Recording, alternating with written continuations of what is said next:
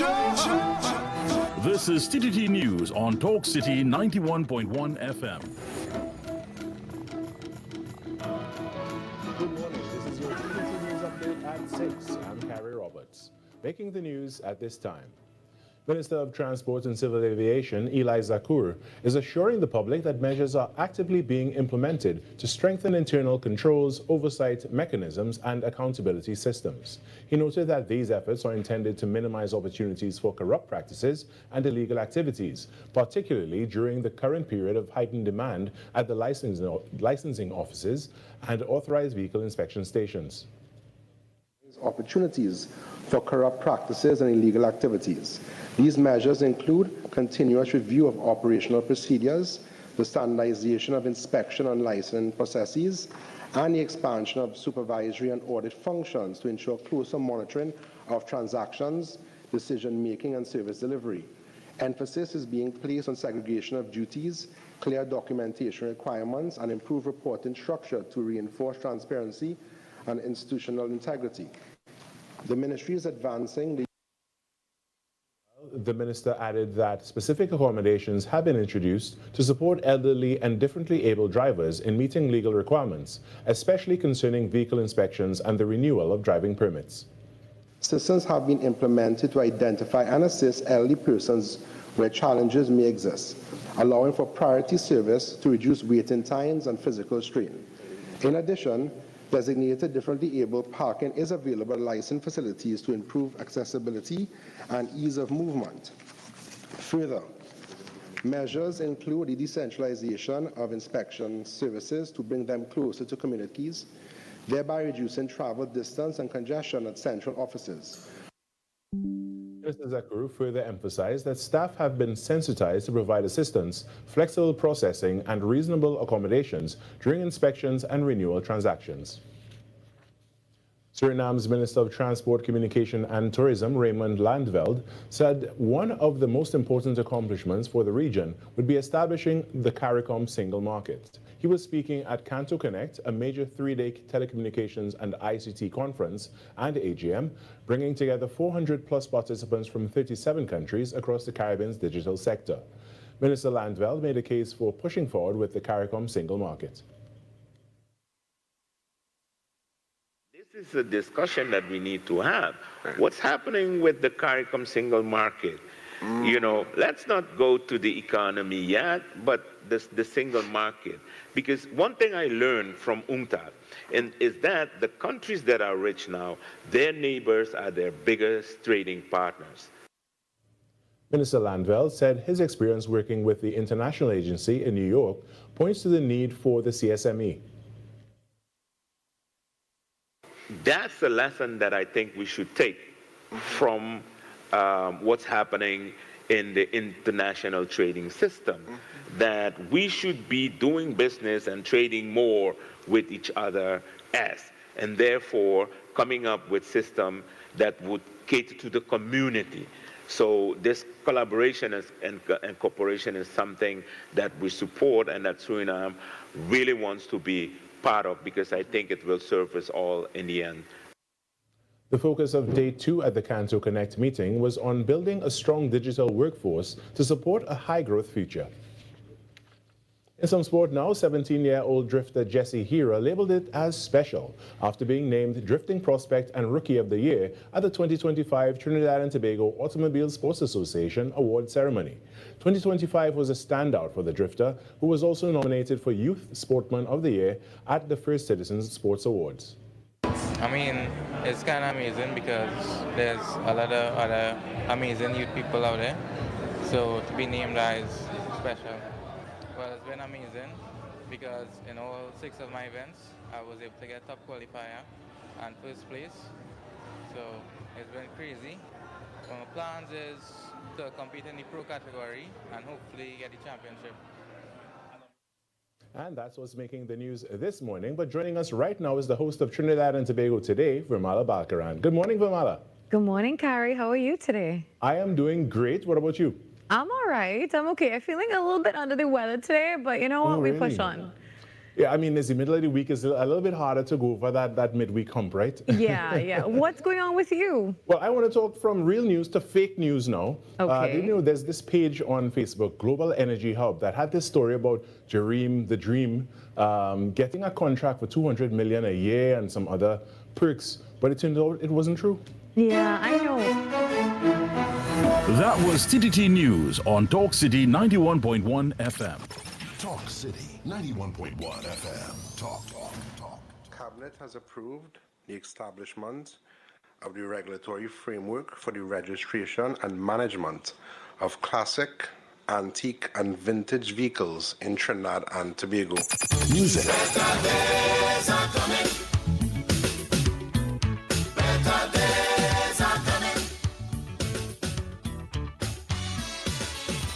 Culture.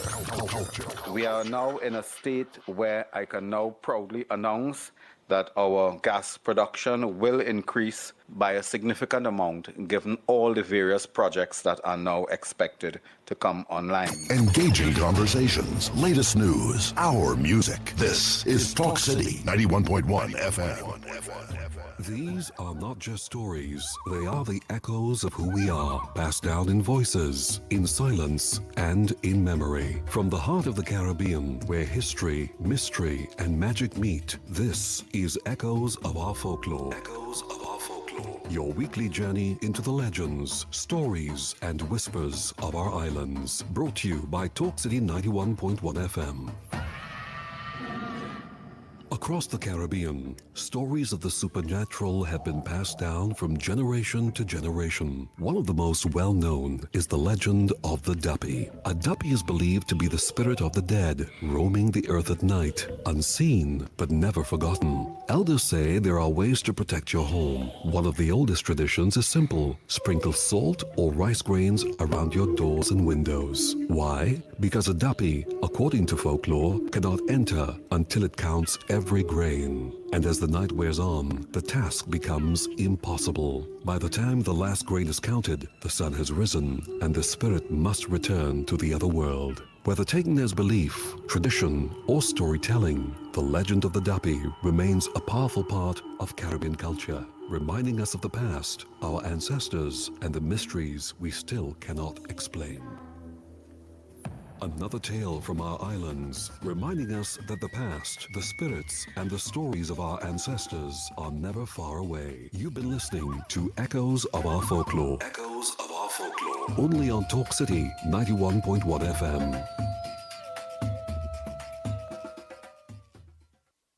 Talk City 91.1. Thought-provoking conversations, bold perspectives, voices you trust. Listen on 91.1 FM and connect on Facebook, YouTube, and TikTok. New shows, new features, big giveaways. Talk City 91.1. Your city, your voice. Your news, anytime, anywhere. TTT News brings you the facts that matter most. On air and online. More ways to stay informed. TTT News covers the stories that matter. Join us nightly at 7. TTT News. Committed, accurate, relevant.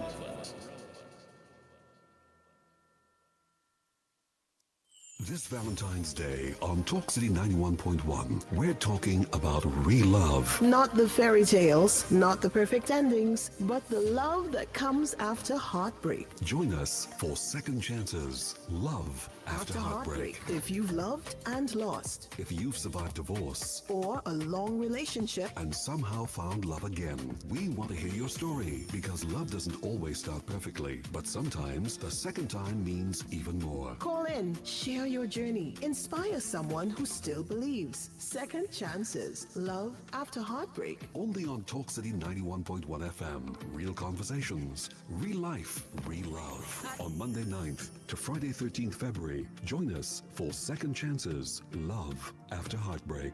I dey carry your water from the moon and back, oh. I dey change my track, oh, just to see you there. Carnival is culture. Culture is conversation. Talk City 91.1. Any views or opinions expressed on the Ground Report are solely those of the hosts and callers and do not represent the views, policies, or official position of Talk City 91.1, its management, or affiliates. This is Destra. Right now you're listening to Talk City 91.1. Keep it locked. 6 a.m. to 9 a.m. Join Andy Williams and Lennox Smith, the Ground Report team, as they rip apart the lies, half-truth, and misinformation that the mainstream media never discuss. The Ground Report. Hard-hitting, informative, undiluted, uncompromising, and unfiltered.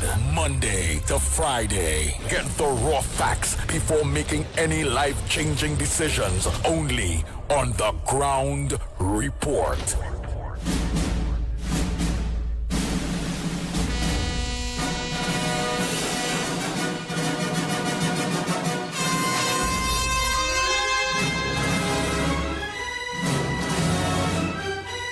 Bang, bang, bang. The Ground Report. The government of Trinidad and Tobago is not closing down Petrotrin. The Ground Report. I would think that there's been very clear that all the employees of Petrotrin will exit the company. All. The Ground Report with Andy Williams and Lennox Smith.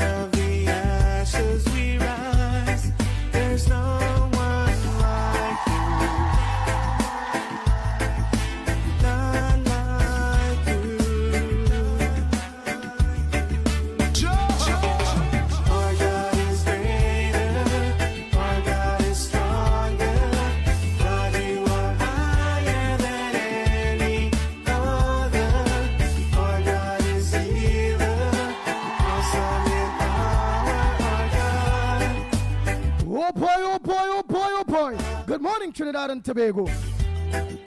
Time check. It's at 13 minutes past the hour of 6 o'clock. And you're listening to the Ground Report on Talk City 91.1 FM. Into the darkness you shine. And you're viewing, yes, you're viewing us and listening to us Ashes we rise. on our various media platforms. So when you leave your maxis, your taxis, your PH vehicles, your buses, so don't you leave your transport, you can still get us right on your phone.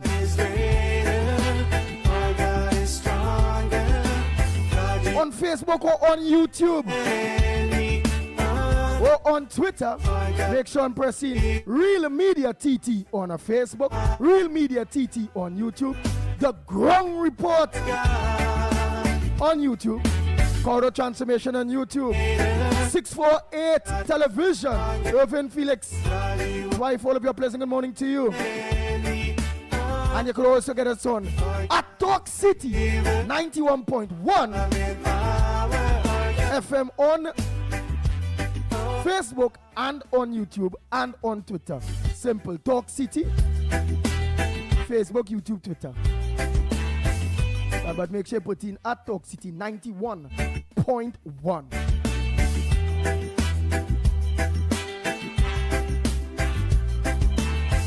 Let me say pleasant good morning to all maxi taxi drivers, PH drivers, bus drivers, truckers, panel vans,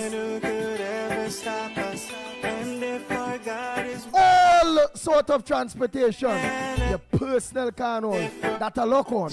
A pleasant good morning to each and every one of you, the drivers. I always give you all my first acknowledgement because you all, for years, make the ground report the Pitbull #1.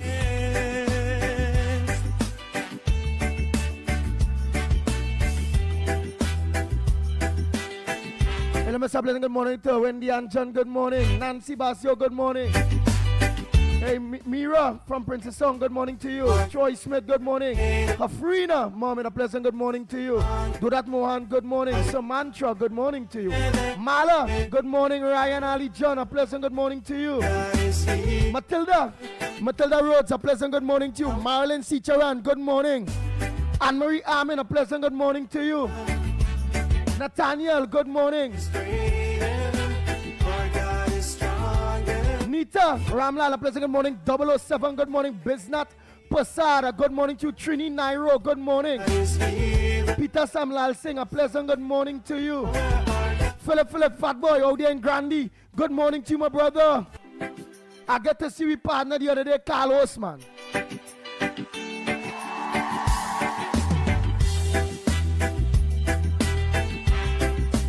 Carlos, tell me you're going all right.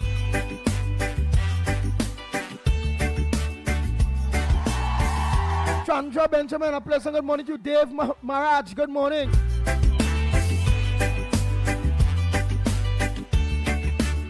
Hey, Desmond Hines, good morning. Anthony Ford, a pleasant good morning to you. Donald Lewis, good morning.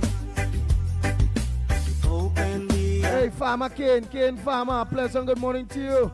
Long time in see, partner. You must message your partner now and again. How things, my brother? Hey, Calvin O'Brady, the O'Brady bunch, a pleasant good morning to you all.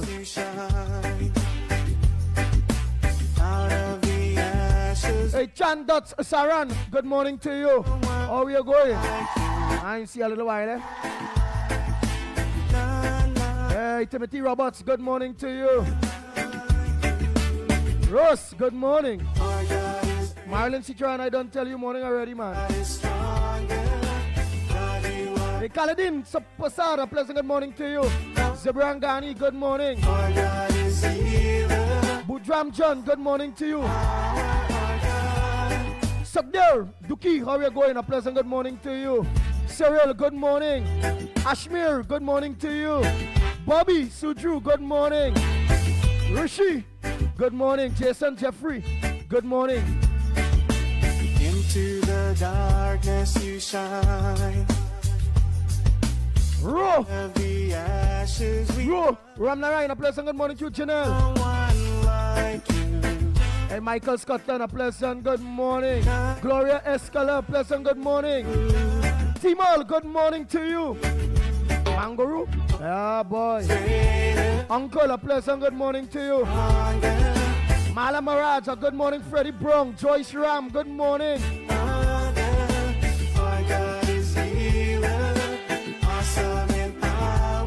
Hey, Sarojini Singh, a good morning. Hey, Monica, good morning to you. Our God is greater, our God is stronger, God, you are higher than. Eleanor, good morning to you. Roma Price, how we going, girl? Good morning. You see how thing going, girl? What I go say? We go talk. Frank Andy Bablual, good morning.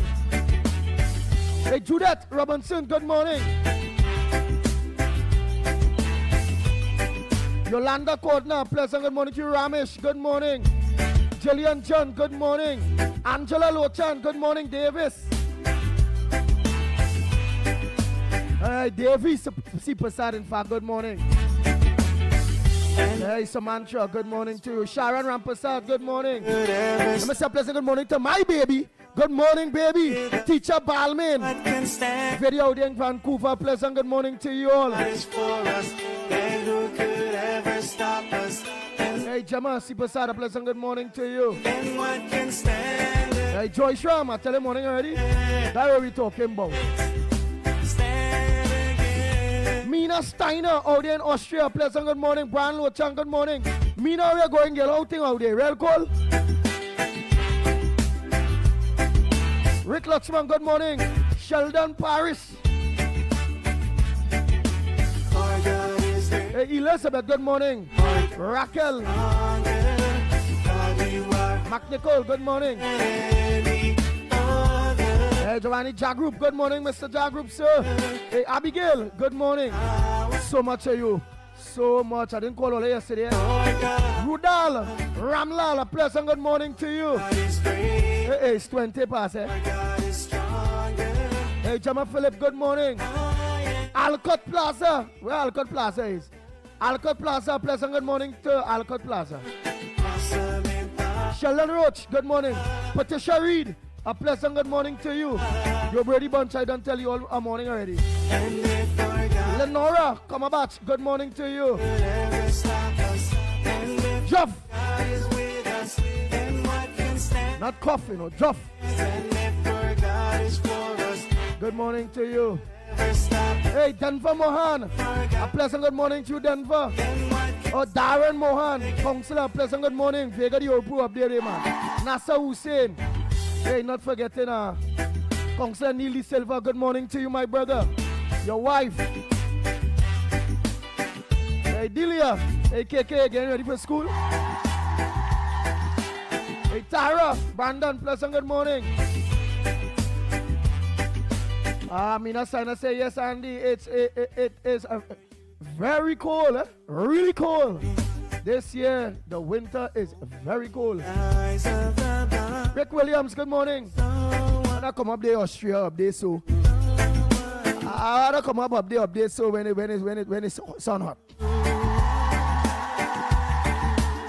Or you could enjoy Austria with snow. Or Canada with all them kind of snow, they so thick, it means snow all up, so tall snow.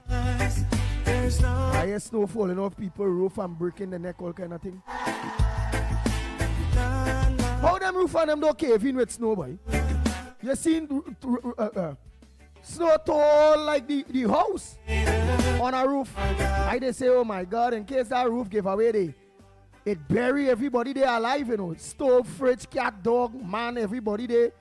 They come like all they get put on ice like fish, you know. Yeah. You know it is, human being get put on ice by fish, automatic, quick like that. They ain't say get a gut sweet.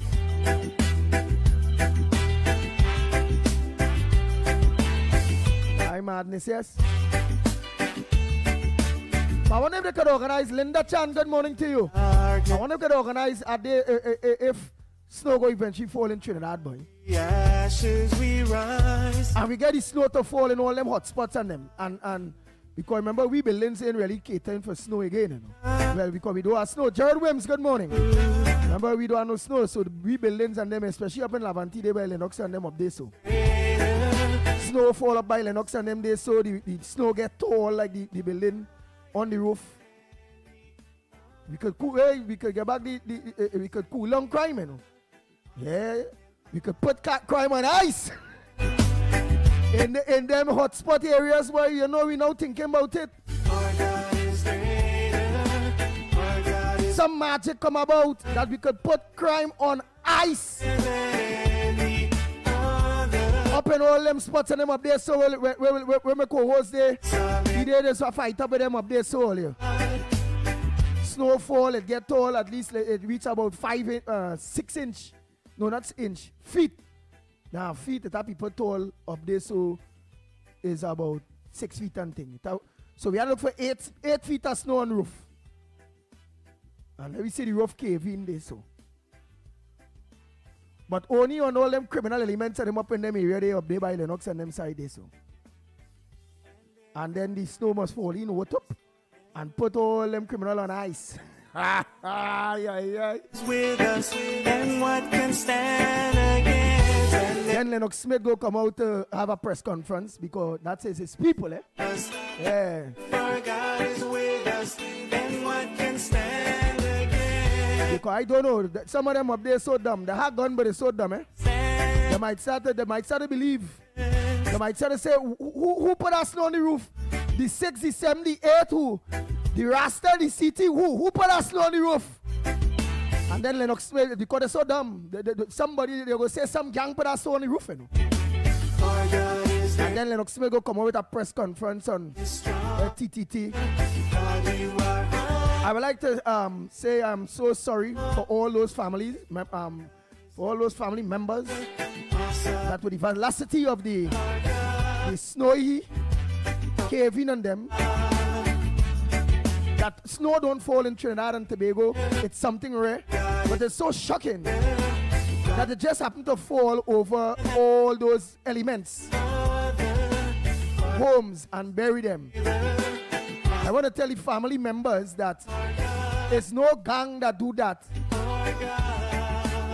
and that they all need to kneel down and pray. Yeah, something like that. I don't know what could be here excused. Because he rather try to stop a war up there, because them so dumb. The gang says, I ain't talking about the good people in these areas, that they're going to believe it's one of them gang members or gangs or leaders create snow on the roof that put their brethren on ice and they want reprisal. Yeah, boy, it is so mad. It's so mad. I really, I can't live in them area, boy. I can't, I don't know. He's a man. He a really. Oh, where's a big word for belly, boy? Calabash. But you know they say calabash or belly. He's selling that already. A man was by he lineman. Boy, this man is a sick fella, you know, my co-host and all you. A man by he lineman Christmas Day, New Year's Day. Leave by he day. Go on to get some, because it's Christmas, it's New Year's. Get some drinks. Make 10 steps out of the building. Bang, bang, bang, bang, bang. And he's still there in that area, nobody. Man, I done gone. All now, so that area today is in February the 4th. That area that never see me again. But see me.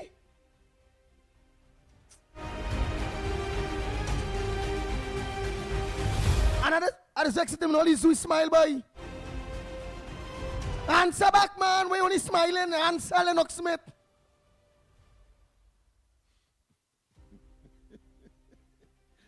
Well, of course, I see it as interlude for amusement, because I know just as snow, rain falls on every man's house top. Nigel Snipes, a pleasant good morning to you, Director. And how was your day yesterday? Oh boy. Pleasant good morning. I had a wonderful day yesterday. Of course, the day started off full of energy with having the minister inside with us, and I think it just transcended throughout the entire day. The energy was up. But you have any front burner that you may want to raise? Anything that you see that you may want to raise? Whether it be good, bad, or indifference? Well, I'm still a bit concerned that the state of emergency has been lifted and we did not allow for this. So I'm still trying to wrap my head around what's next. Oh boy, Lennox Smith, a pleasant good morning to you, my brother. Well, a pleasant good morning to you as well, my friend. You know, and I love these interplay, just as music or somebody with a very dulcet voice is. Beautifully sounding voice. You have intonation, you have highs and you have lows and so on. I suppose I have taken that from the way the senator yesterday that we had here in studio. I think he demonstrated a quaint ability to, of course, rise and fall. And sometimes, of course, our technician here was getting some difficulty in making certain that you out there hear every syllable of what he would have been saying as his intonation continued, of course, to spiral. But that being as it may, I want to say to you, in response to your earlier intervention, that the Zoso bill would have gone so far and would have done so much to address the very issue that you are calling on Snow to do. on the housetops of the Laventille, East Port of Spain, etc., crime hotspots. Yes, that was a more practical intervention. Last night, of course, I was on the corridor, of course, castigating the independent senators, the PNM senators, and the parliamentarians, the PNM parliamentarians in the lower house on this particular matter. And I sent out, of course, a blog this morning suggesting that it is because of that we have an increase, or should I say, an institutionalization, that's the term I used this morning, for fear in these communities, simply because we missed a golden opportunity to really firmly and sustainably put a handle on this matter and to have these communities conform to the standards of behavior and contribution that all of us desire and can make in our respective fields and our respective communities, homes, and neighborhoods. So I want to make that very clear. But of course, we are awake this morning to a number of issues. One, that there appears to be an internecine controversy with respect to a new fee for the transfer of homes that would have been subsidized, obviously, by the HGC and therefore the government. And there is a 5% transfer fee if one family is transferring that home that was acquired from HGC to another family member. And of course, persons who are outside of the family, 10% would have been applied. And of the total value, I suppose, of the particular home. And it appears that the minister, Mr. Lee, Honorable Lee, David Lee, may have not been so accurate with that.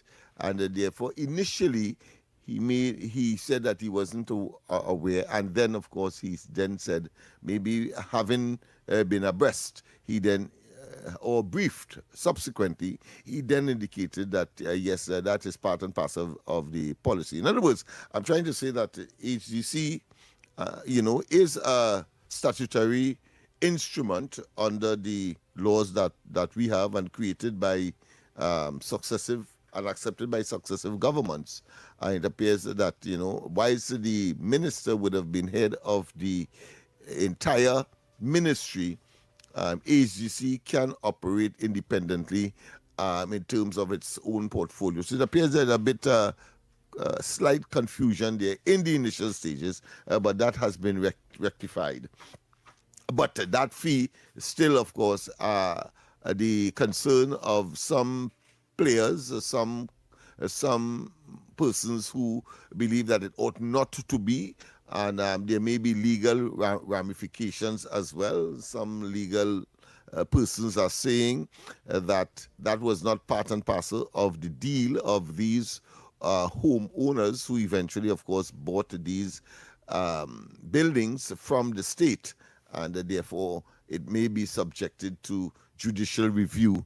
There are other activists, of course, on the PNM ilk who are, using it as a political football to suggest that it is some kind of inheritance tax as well. So you'll see all of that coming out. I'm saying that only to say that that is what is going to be the new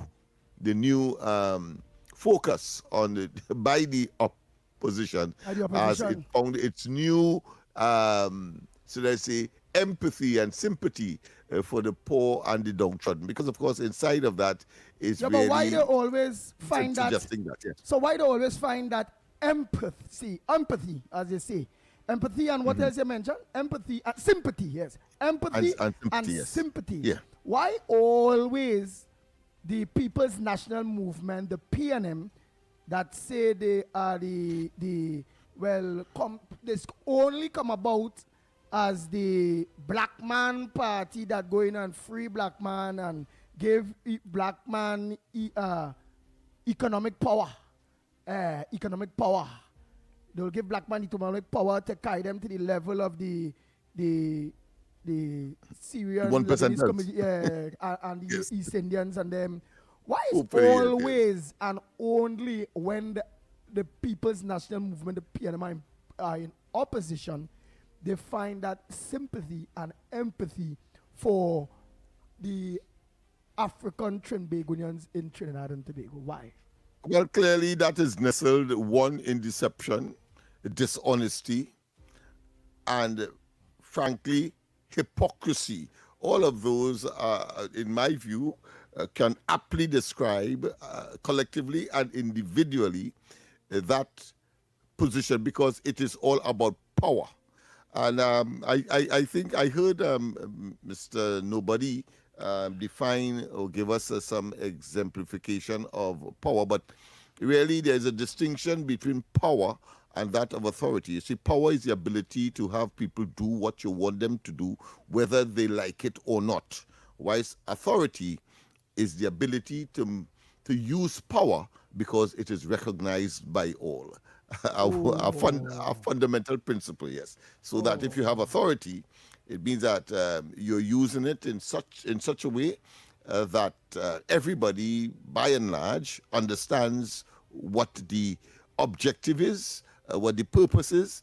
And so, of course, the present government, for example, using authority, having been recognized by all, having been given the power by virtue of elections that was conducted on the 28th of April last year, and they come to the population and they would have seen that they bet the country in a mess, they bet the finances of the country in a mess, and let's face it, that is what makes the world go wrong, so to speak, in terms of satisfying all of the needs and wants of a society. And this government is no exception to that, but they have to prioritize, having regard to the fact that just like money, it is a scarce commodity, and economics will tell you that, of course, you have to decide by way of priority what you would spend on first, particularly when it is in a short supply. So that is the essence of the situation, and it does not take away, of course, the hypocrisy of the PNM, because we have seen they will not, as Rowley told us prior to the 2015 elections, there will be no property tax. We know what resulted there. There will be no reduction in subsidy. Sorry, I mean there will be no removal of subsidy. But we saw what transpired there. And we can go on and on in terms of promises made, but when they get into government, it appears that it was merely a mechanism, a deceptive mechanism to enter the halls of power in this country. And when they get there, they then, of course, engage in draconian and other unrealistic and very barbaric, frankly, conduct that proved to be inimical to the entire society, and in particular those very persons on whose backs they would have ridden to get into office. I'm talking about the so-called African community who they claim they have been representing since 1956. Since 1956. Oh boy, oh boy, oh boy. Well, Trinidad and Tobago, I want you all minds to marinate on yesterday's interview with Senator Anil Roberts. I want you all mind to also marinate around that interview. Many of you didn't get the opportunity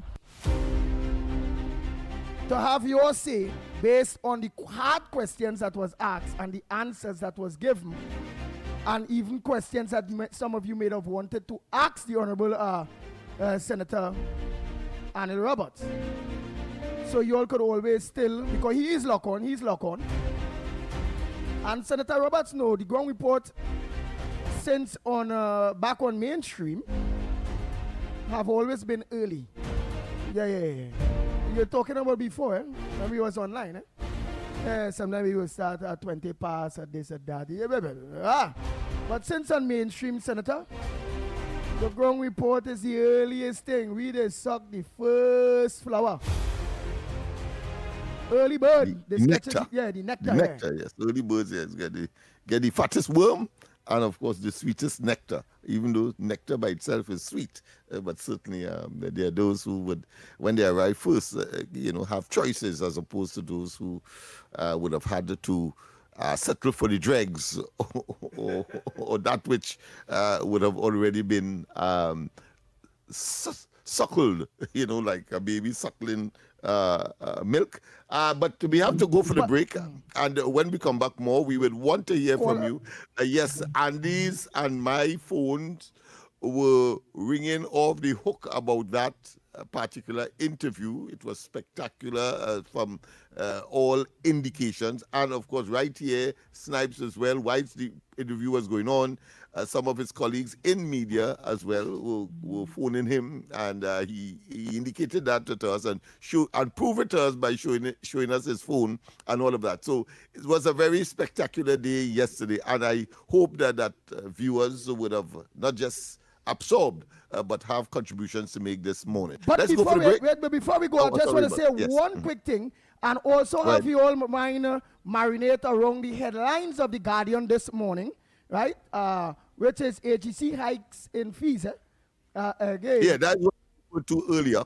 But I think what is also important is that San Fernando Carnival competition suspended for 2026. They're not giving any financial prizes. They're giving little trophies and so on. So they will have their activities, but only trophies and so on, because they said that they had a shortfall of $200 million.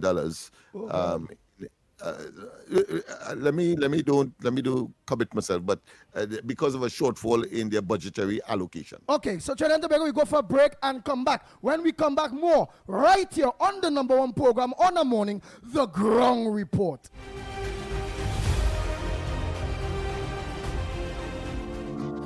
If you are a migrant currently living in Trinidad and Tobago without legal immigration status, this message is for you. The government of Trinidad and Tobago has introduced a special registration process for migrants who have overstayed or entered the country illegally. The online registration process will begin from Monday 26th of January and end on Wednesday 25th of February 2026. All applicants are first required to register through the official portal at migrantregistration.gov.tt. That's migrantregistration.gov.tt. After completing the online registration, there will be a mandatory in-person processing and verification, which begins at the end of February 2026. The start date for that phase will be announced through official government channels. The in-person registration will take place at the Hazley Crawford Stadium, Port of Spain, the Atto Bolden Stadium in Balmain, Couva, and the Larry Gomes Stadium in Malabar, Arima, as well as the Dwight York Stadium, Bacalet, Scarborough, Tobago. Applicants will undergo a comprehensive verification process, which will include vetting by the Trinidad and Tobago Police Service involving fingerprinting and background checks. You will also be required to undergo basic medical screening. Upon completion of the registration process, successful applicants will be required to pay $700 for the migrant registration card. The ministry reminds undocumented migrants your participation in this exercise is essential, as failure to register during this window will result in deportation. This special registration process for migrants is your opportunity to be documented, protected, and allowed to work legally in Trinidad and Tobago for a defined period. For additional instructions, along with online application and required forms, visit the official portal at migrantregistration.gov.tt. That's migrantregistration.gov.tt. This message brought to you by the Ministry of Homeland Security and the Information Division, Office of the Prime Minister.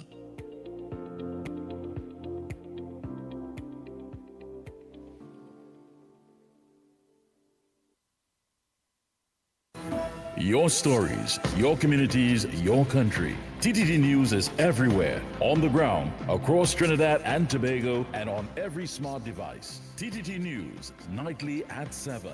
TTT News, committed, accurate, relevant.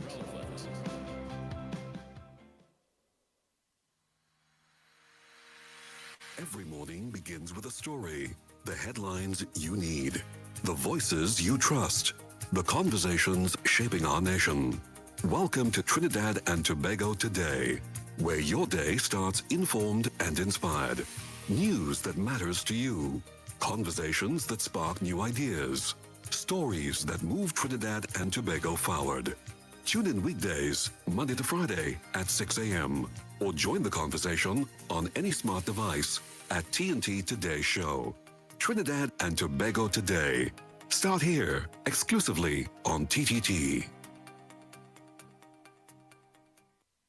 This Valentine's season, Talk City 91.1 FM celebrates second chances at love. Were you divorced, heartbroken, widowed, and thought love was over until it found you again? Share your story on air in just 1 or 2 minutes. Tell us how you healed, how long it took, and how love returned. Respectfully, honestly, and from the heart. Daily winners will be selected with a grand prize winner announced on Friday, February 13th. Second chances. Love after heartbreak. Only on Talk City 91.1. I dey carry your water from the moon and back, oh.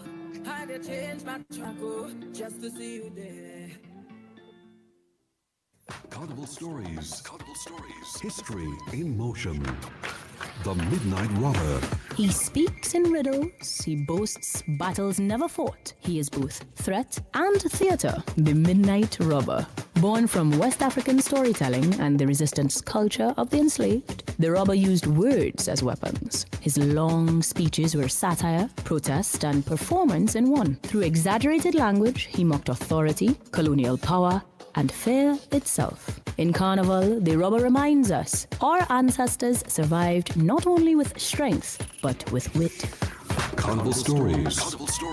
Our characters, our courage.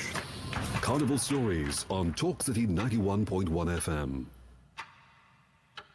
Talk City 91.1. Thought-provoking conversations, bold perspectives, voices you trust. Listen on 91.1 FM and connect on Facebook, YouTube, and TikTok. New shows, new features, big giveaways. Talk City 91.1. Your city, your voice.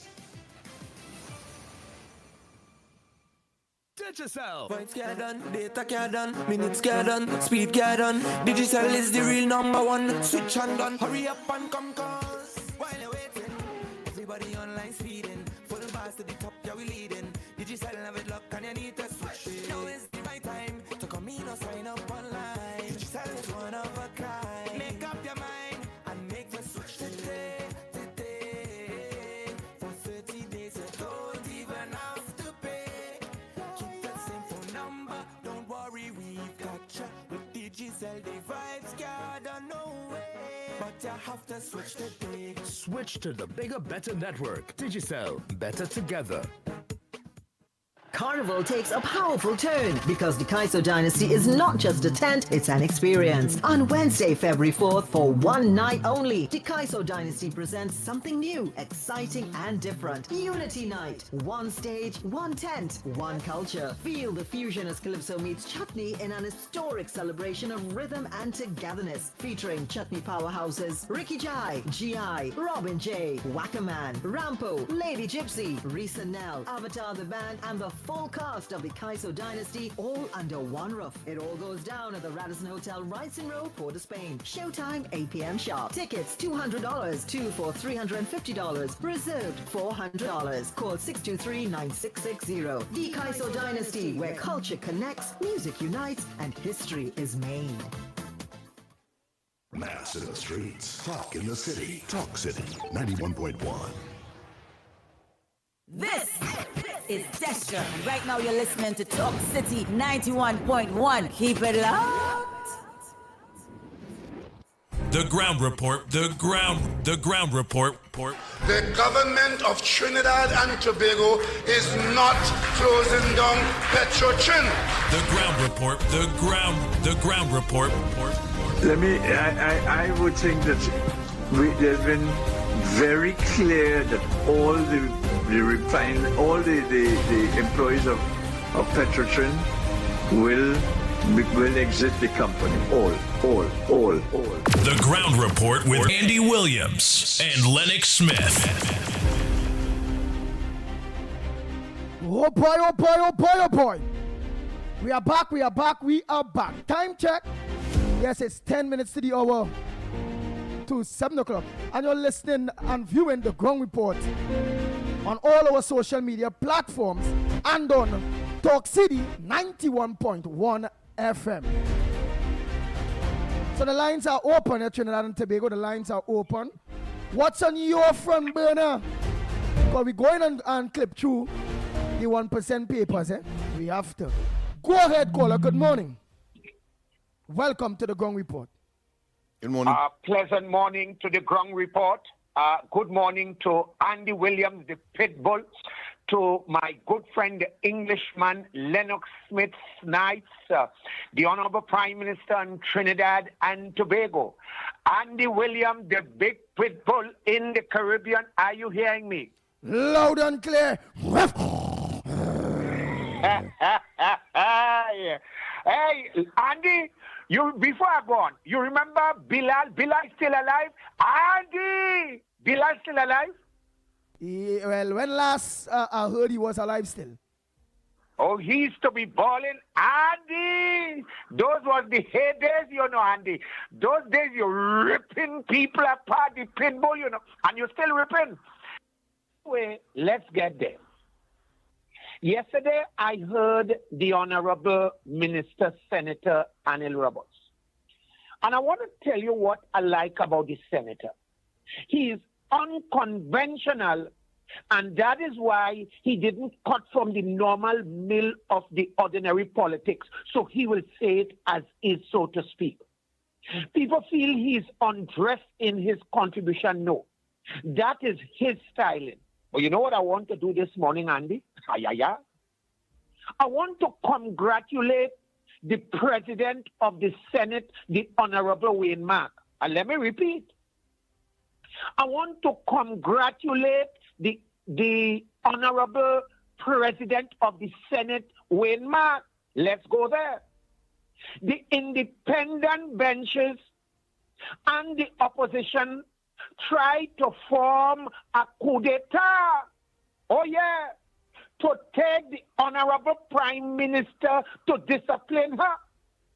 And brilliant and sharp as Wayne Mark is, he realized the devil in the detail. And he struck down the motion, and I said, well done. Because let me tell you why. Prior to the sittings yesterday, if you had listened to all the independent senators in front of the parliament, they were coming with a coup d'etat against the Honorable Prime Minister.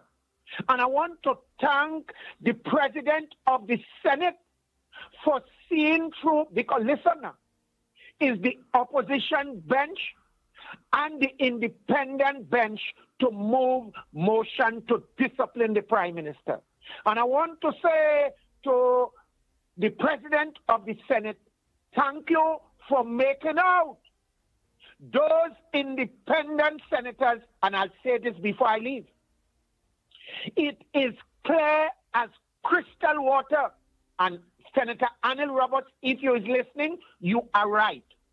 It is a conspiracy with the opposition, Beckles and her team, and the independent senators to bring down this government.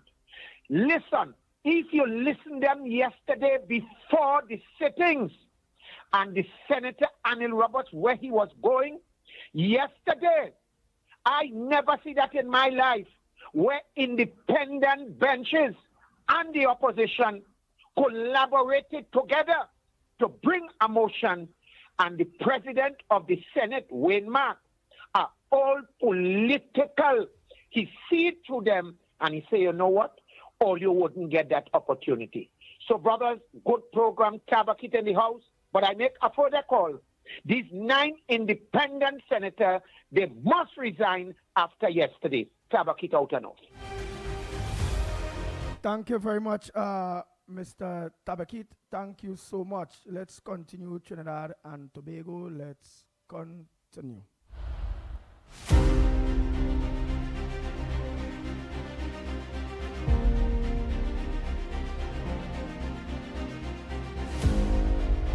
Good morning, Andy. Good morning, Lennox. Good morning, Andy. Good morning, Lennox. Andy, what going on with them walking them by? All them walking them only behind the Kirani bridge, so in Chicago's down. I listen it.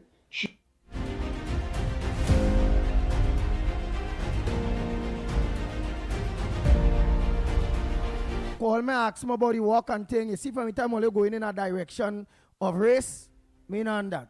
I really not on that. By the end of the day. Again, if this present government did meet money, I sure ERP, CPEP, and all those various programs would have been open still, okay? Let's continue. Morning, caller. Morning. Morning to you. Andy, since last week I was calling you to tell you, all you don't talk about this killing with the police officers and things. The commissioner had made a statement saying that how we had put a senior police officer to investigate.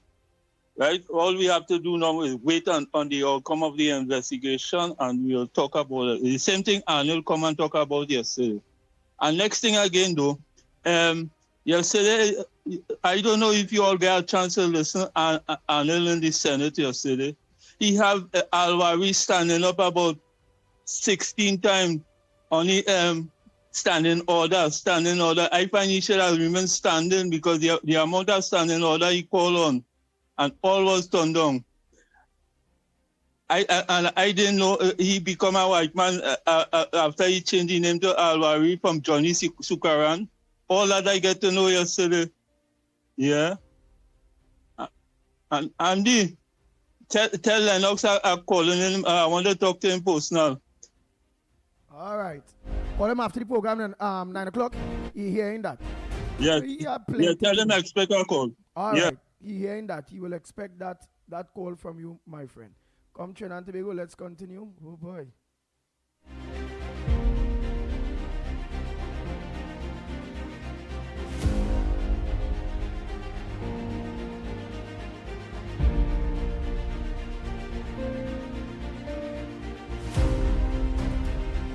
Go ahead, caller. All right, well, let me go with a voice. No day by the time. Oh, boy. Go ahead, caller. Yes. Blessed good morning, Andy. Blessed morning, Lennox. Blessed morning to Trinidad and Tobago. And we celebrating the anniversary year in April, right? I is KFC, I is a fighter, I is Gaudi, and doing the right thing. You call me over the Savannah last week, Thursday, to start a little work. And I'm going through a little problem. I go start Monday here. When I go up Monday, the time I go see a man, look to see this man. I go on, I see him Monday. I go on yesterday. I stick around till the man will come about after 2. So I wait. When I meet the man telling me he can't hire me because I let him like coming from quite central. I could work from 8 to 3 because he working from 8:30 till 4:30. So when I see the man who hiring people, the man is that old piano man, 30-something years, the man working, they are hiring people, and it's a set of piano people only hiring up the young girl working in pom-pom shorts, necklace, all the belly outside and all them kind of thing, and they don't people going to for work. So I let the man know, you're going on, brother, you're not paying for them 2 days now, because I have to pay babysitter, all the kind of thing. And nobody in calling me and assist me, I going out and knocking on doors, no kind of assistance. I see me working at a certain place. This that I say good morning to you, Honorable Jolene John. She talk and saw the highway and the bitumen and place them all looking and no walking going on. So that what they treated me. A man who fight and toy with them. They've been calling me like I'm fighting out certain things through social development. Because I already can do no hard work. I say I go give up on that and try to do something to help my family. Nothing at all. And I come out and talk my mind, boy, because that man work real hard. It have videos with me, but a certain minister call me to do protocol suicide work. So you was called out to come out last week? Yeah, last week Thursday. And you refused to come out. Well, you didn't refuse to come out. You didn't go out. No. I tell the man, I have a little problem with my daughter. She was sick. I was in the hospital in Moncton. So I said, well, I go start Monday. He said, all right. So I let him know if I could walk from 8 to 3. So he told me to come to see a certain man. So when I go to see the man was in the Monday gone. I go on yesterday, the man was in the temple to hold on. When I see the man telling me he can't fulfill my need with that. My work is from 8 till 4:30. Right. So I say, well, all right, I will try to come down early and do the work. So no one watching how families move today. We have to go for the news, and when we come back, more.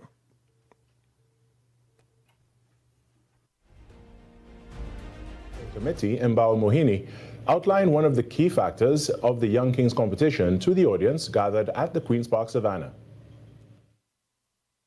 The winners over the years have all moved on. In other words, you win and you are not allowed to come back, because the objective is to give that new individual the recognition that they need, that could take them forward to build their career, their performances, and everything else within the art form.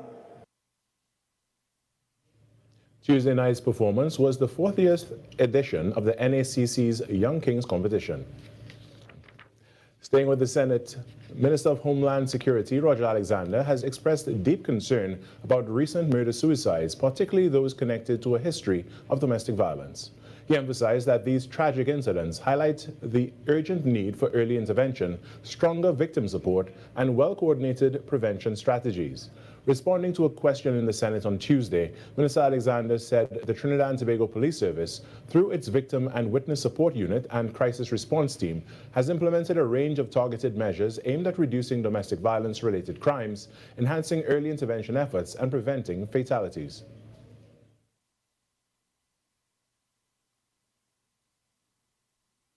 These measures include, Mr. President, psychosocial, emotional, and investigative support services to victims and survivors of crime, including those affected by domestic violence, through the Victim and Witness Support Unit, Mr. President. This includes counseling, safety planning, referral to partner agencies, and ongoing case management for high-risk situations. He added that the police service continues to prioritize public education and outreach initiatives designed to raise awareness about domestic violence. These initiatives include youth mentorship programs, male empowerment initiatives, women's wellness programs, teen survival groups interventions, early abuse symposium, community lectures on domestic violence investigations, and nationwide youth violence prevention and digital safety education. The president of the Mixed Martial Arts Association of Trinidad and Tobago, Adam Chin Leong Kam, together with the president of the Trinidad and Tobago Olympic Wrestling and Beach Wrestling Federation, Mr. Kerry Grant, paid a courtesy call on the Minister of Sport and Youth Affairs, Philip Watts, following their recent designation as official national sporting bodies. During the meeting, both leaders were praised for their decades of commitment and vision in advancing and promoting their respective disciplines throughout Trinidad and Tobago. Minister Watts congratulated them on their contributions to sport development and shared his enthusiasm for the continued expansion of mixed martial arts, wrestling and beach wrestling within the country's sporting arena. And that was your TTT News Update. I'm Carrie Roberts. After the break, we return to Trinidad and Tobago today.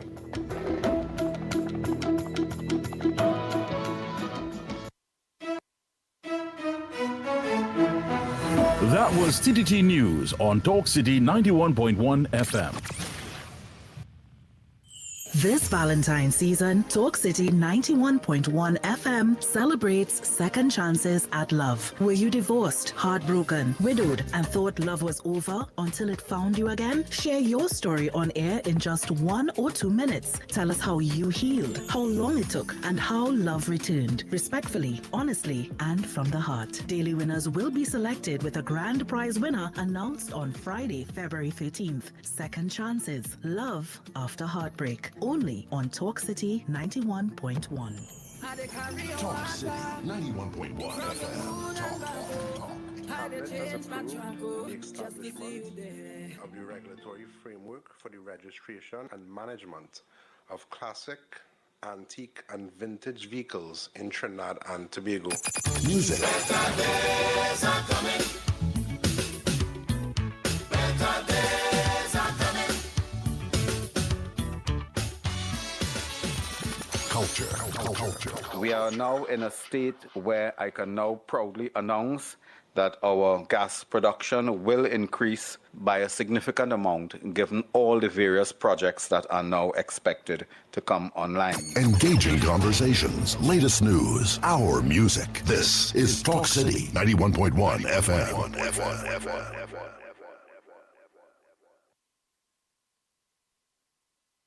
These are not just stories, they are the echoes of who we are, passed down in voices, in silence, and in memory. From the heart of the Caribbean, where history, mystery, and magic meet, this is Echoes of Our Folklore. Echoes of Our Folklore. Your weekly journey into the legends, stories, and whispers of our islands. Brought to you by Talk City 91.1 FM.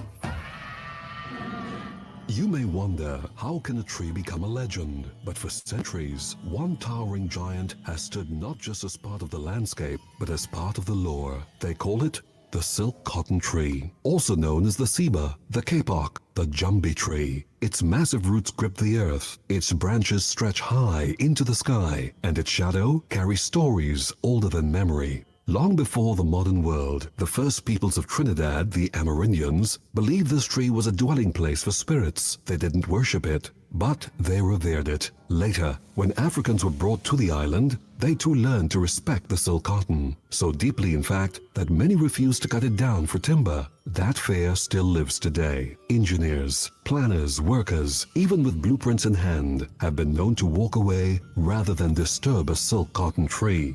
Better to reroute a road than to awaken what lies within. For the old stories warn, inside the trunk, inside the roots, dwell spirits not meant to be disturbed. And if you dare to cut it, if you strike the silk cotton, if you chop away even a single piece, the lore says you will be struck dead. Immediately. No second chances, no mercy, just silence. So when you pass one on a lonely road, when its massive branches loom above you in the moonlight, remember, in the Caribbean, some trees are not just trees. They are guardians, they are warnings, they are alive with stories we were never meant to forget. Another tale from our islands, reminding us that the past, the spirits, and the stories of our ancestors are never far away. You've been listening to Echoes of Our Folklore. Echoes of Our Folklore. Only on Talk City 91.1 FM. Talk City 91.1. Thought-provoking conversations, bold perspectives, voices you trust. Listen on 91.1 FM and connect on Facebook, YouTube, and TikTok. New shows, new features, big giveaways. Talk City 91.1. Your city, your voice. Your world moves fast, so do we. TTT News brings you the people, events, and issues that matter most. Stay informed, stay ahead. TTT News, every night at 7. TTT News, committed, accurate, relevant.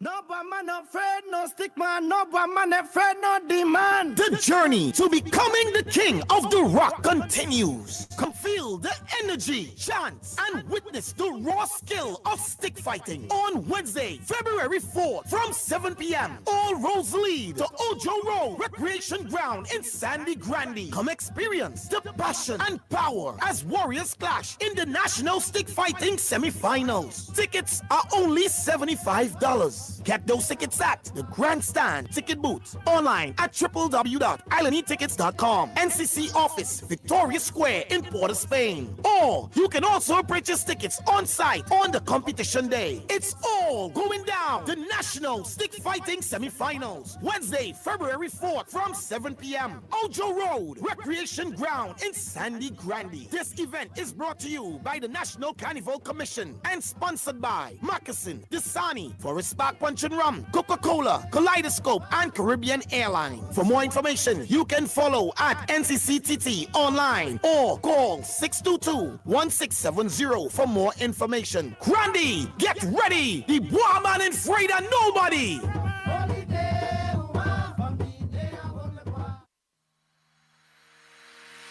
Every morning begins with a story.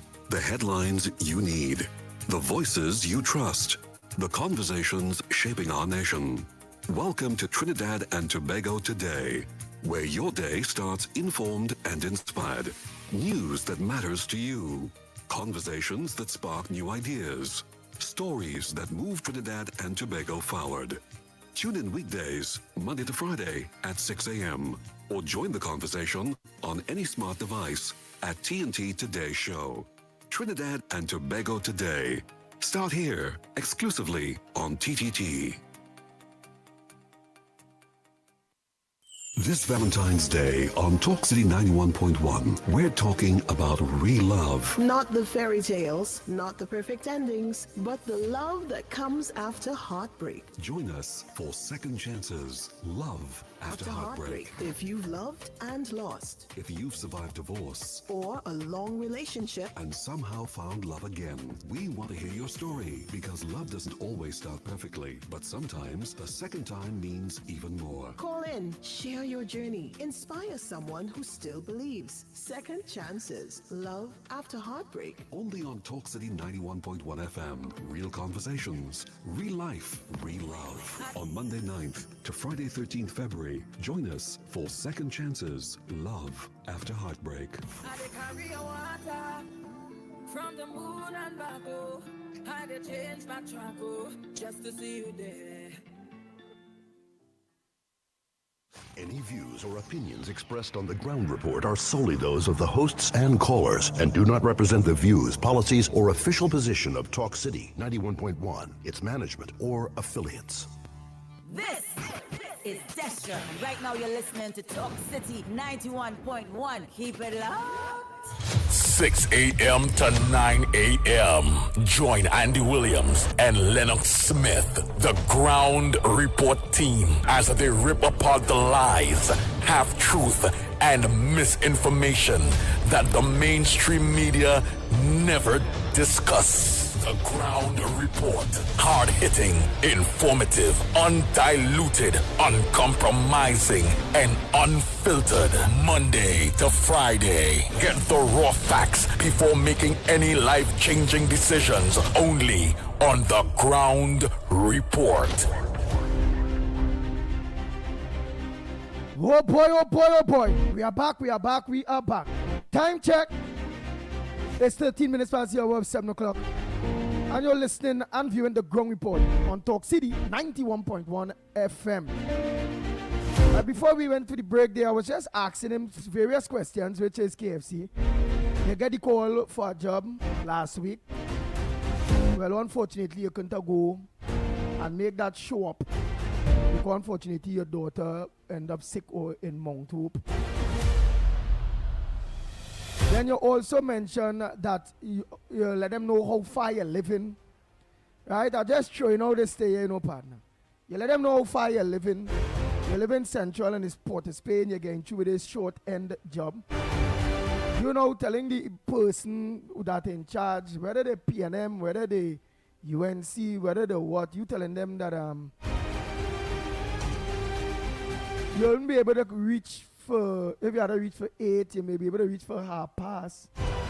And if the job overing 4:30, you want to leave by 3:30 because you live in Central to break the traffic and all them things.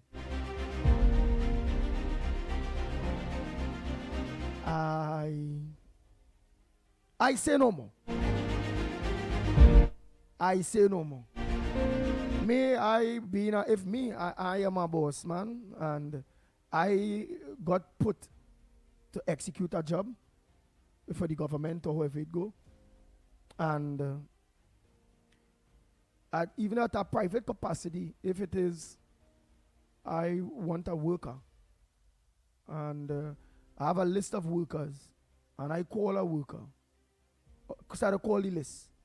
And in calling the list, the second worker, third worker, or the first worker, don't matter what position, because still I'm a list to call out for work.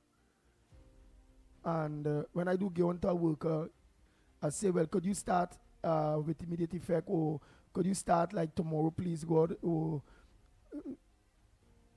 the worker tell me, well, and I already hearing in advance that before I hire somebody, I done hearing, well, I can't start tomorrow or today because I had to do this, or this is what's going on, or that is what's going on. That is a negative for me one time.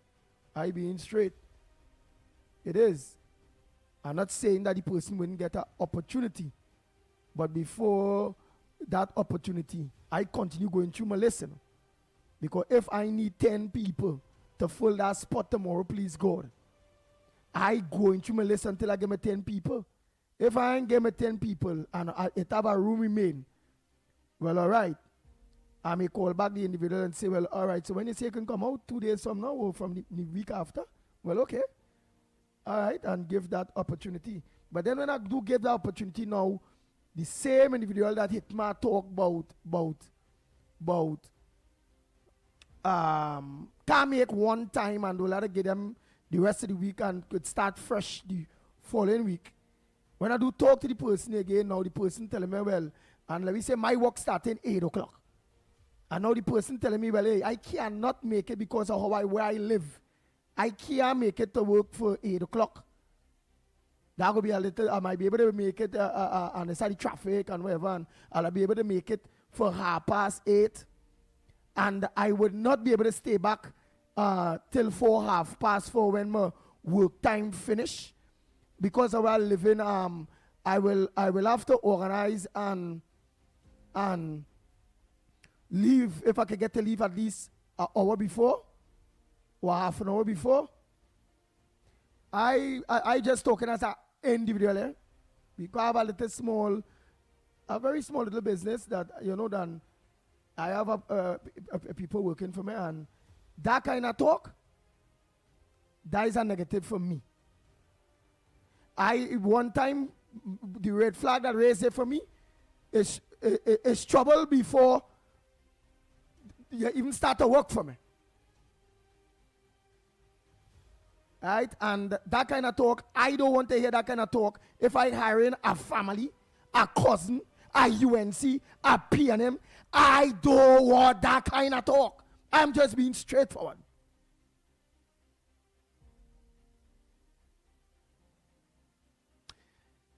Lennox Smith, I don't know, I just want to close off that aspect because the individual will call back and will think and cry that nobody not helping him. Yeah, but I want to say, of course, the way that scenario unfolded, one would find it difficult to find out who is the employer as opposed to the potential employee.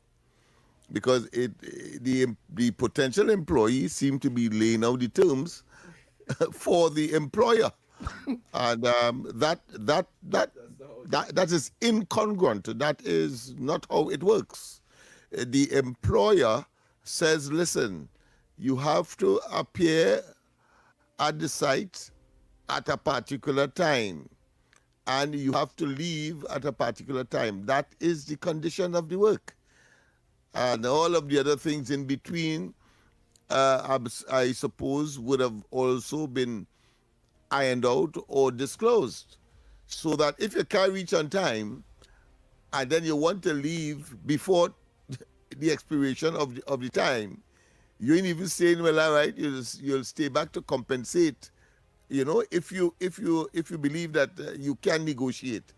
But the way how it has unfolded based on what you have just said, it means that one has difficulty, the objective-minded, the person who is the bystander looking at this scenario would say that clearly that person really and truly is not suited for the job. Because you couldn't tell the difference between the employer and the employee, or the potential employee. And you are quite right. Based on your own experience and my own experience as well, that wouldn't be the person that would be suited for that particular space that I would have had, having regard to the fact that there are others, I'm sure, in the lineup that would have conceded or accept the conditionalities. Oh. So more has to be done with respect to that. Or that may not be the job that the person should be seeking. They should be seeking a job that would meet what they can offer in terms of being the employee. Nice. Yeah. So Trinidad and Tobago, this is the Gong Report. It's plain talk, bad manners. I got the information on the San Fernando scenario in terms of the funding. They depend on the National Carnival Commission, and the San Fernando Corporation, well, that committee, the Carnival Committee, got $700,000, but that they say is not sufficient. It was a shortfall of about 200,000, not 200 million. You see, so that's why I was so cautious to make certain that I verify before, of course, I make a definitive statement on the matter. So they're saying that as a consequence of that shortfall, they are unable to provide cash incentive or cash prizes for Carnival in San Fernando this time around. But I want to also say quickly that the government provided the NCC. I hope I have it right, because I just got the information. $157, I think, $1 million, and it was in fact about 4 million more than what was offered last year, which of course would have been budgeted under the previous administration. Yes. Just want to make that point. Oh boy, so Trinidad and Tobago, the lines are open, and I'm fed up till that individual. Partner, you're doing an injustice to yourself. That's the only advice I will continue to give you.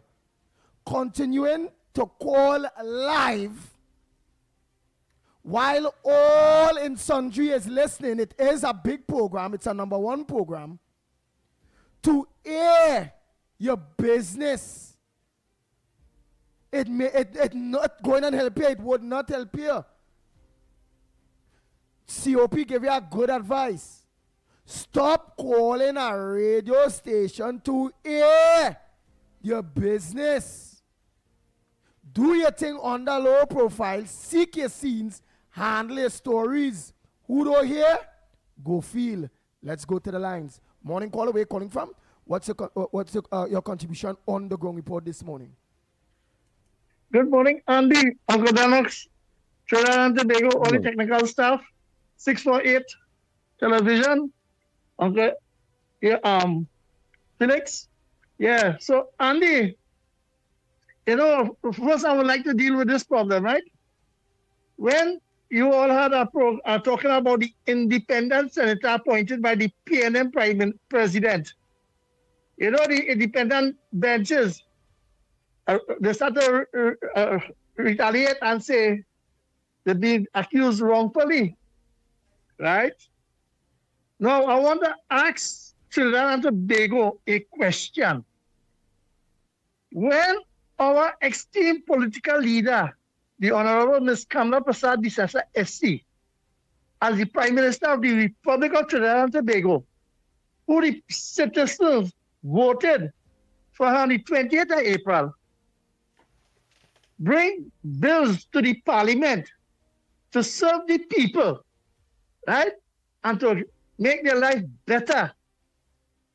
An independent senator on an interview saying that my prime minister wants their support and they will want, when they talk about them, they will think twice to support my prime minister. You think it's my prime minister that supported or the citizens of Trinidad and Tobago interest they are put there to serve? I would like to ask Trinidad and Tobago who listening to see if they can understand this question I'm asking. Is it the independent senators and them, when they have to debate a bill, is it for the prime minister or for the citizens of Trinidad and Tobago? Right? That's what I want them to answer and reply to that. Thank you very much. I'm going to try to make it short and sweet, please. We have a lot of calls. I've seen some of you sending some long voice notes too. Please. And just by way of correction, Andy, let me just say that the Carnival Commission, the National Carnival Commission, got 137 million this year, a slight increase from 2025, because what they got in 2025 was $134.5 million. All right, so let's get it. 137 this year, 134.5 last year. But then the big question is, if the Carnival Commission, because it wouldn't come across good, if they get that and they get less. And last year, the San Fernando Carnival got, again, is the ground report. It had nothing such as politics. There's no politics here. The taxpayers' money is taxpayers' money. Whether San Fernando is PNM, whether San Fernando is UNC, whether the people that are running it down there is PNM people. It don't matter to me. The Carnival Committee, you are stating, get an increase of how much million? Yes, how much millions more? Just about 4 million. 4 million more. Yeah, but under the 4 million last year, they got money and they could have dealt with the San Fernando Carnival Committee in order to pull through with the carnival. Yeah, this year, to offer prize money. To offer prize money. This year, when they get more money, they refuse to deal with the San Fernando Carnival Committee based on funding. Something wrong, something fishy. Somebody doing what they want. They did say that they got a shortfall because they got a 700 million. I've not checked to see what was the comparison for last year in terms of allocation. However, we also know that the Carnival Commission inherited a number of outstanding bills that they also had to pay. So you understand that there may be a case being built as to why there is a shortfall, particularly in situations where others may be also be subjected.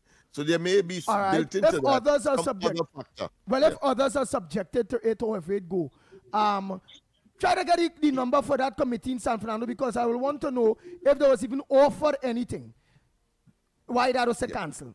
Remember when it comes to Baba Burke? They got 700 million and they're saying that the budget that they offered. No, not them. Had a shortfall. Who's that? The San Fernando committee that had a stand-down carnival. It was 700,000 they got. Obviously, if they say it was 200,000 short, it means therefore they had applied for 900,000, but got 700,000. Oh, so they still was getting something. It can't stretch enough. Yeah, it can't stretch enough to accommodate cash prices as they would have before. Well, all right, don't worry. You get at least you get 700,000. The economy bad. PNM not then severely fumes. It have no money, and that to stretch the money. It is what it is. I could have fight for you, San Fernando Carnival Committee. If it is, they didn't get offer something at all, and I say something wrong. Not because all them be PNM, PNM San Fernando Carnival Committee. I'm not saying that you all are. That I'm saying that if it is, that was part of the reasons that all them be getting money, or it has some kind of bad blood going on, then I'd fight for you all. But I can't fight on the case or that because it looked like many other carnival committees, like they got less in the funding that they used to. Them, just that them did not come out and across talk. the board. In fact, 50% short. Let's say as far as cost is concerned for the construction of the North Stand, for example.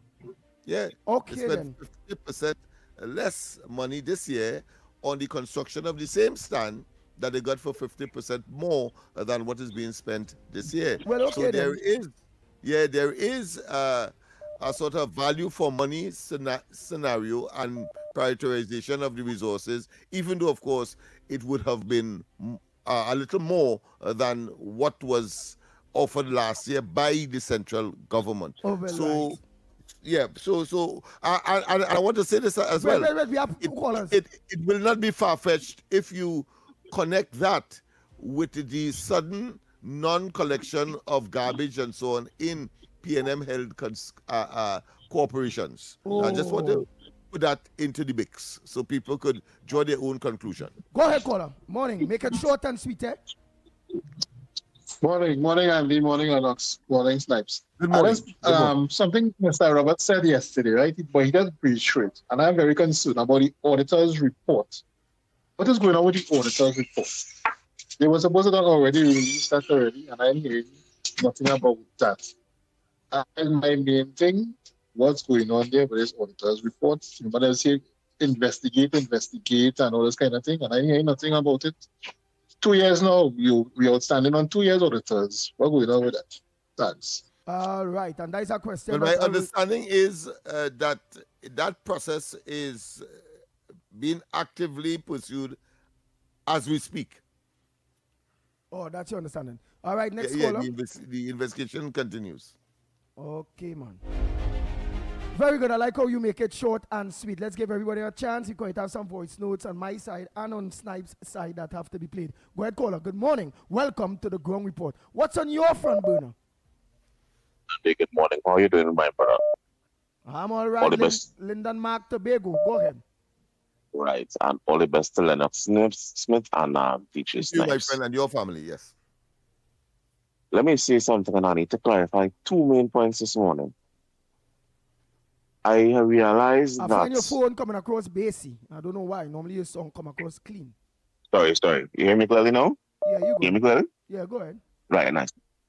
So recently, there was a widespread situation concerning Joshua Samaru and Kiasini, and one of the judges would have spoken to the public, stating that the public should pull out their phone and start recording police officers, right? And that information made widespread news automatically that a judge literally is now telling citizens to do that. Andy, let me say this to you, and let me say this to the public. You see this system we're living in here? This system that we're living in here has to change. And we need to start recognizing the work from the regular activists in the country who are putting in the work to edify and educate citizens.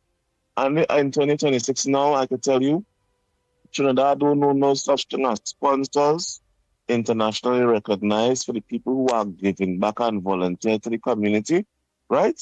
And it is leaving the community broken. We started this conversation in 2014, educating and edifying citizens on the basic section 4 of the Constitution, because we saw a number of shootings by the Trinidad and Tobago Police Service that has not been accounted for. Plenty of these officers are working. Plenty of these officers have literally been promoted to corporal, whatever, right? I find it is very highly unfair, especially during the avenue of COVID, when this previous administration was lying to citizens, telling citizens COVID-19 exists, etc. exists. Now today, on record, the International World Economic Forum is saying COVID-19 never existed.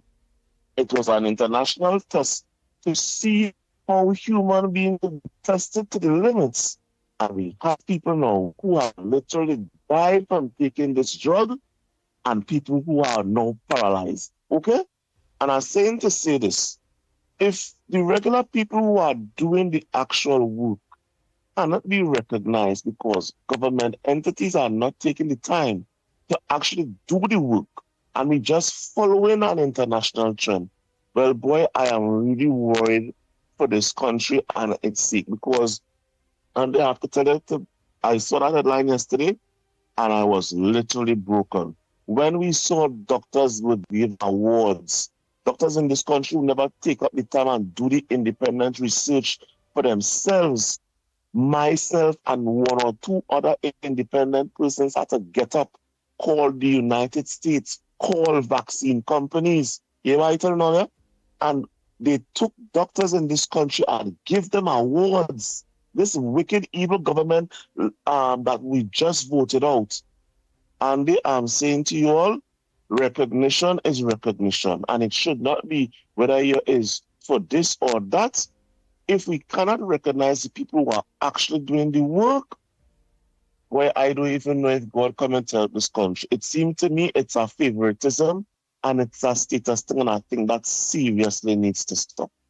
And that's basically where I end my contribution. This morning I have to consider whether or not I want to continue thank you very much, being an my activist. friend. But we have to go for a break. Sorry for that interruption, but we Yeah, have to go for a break. yeah.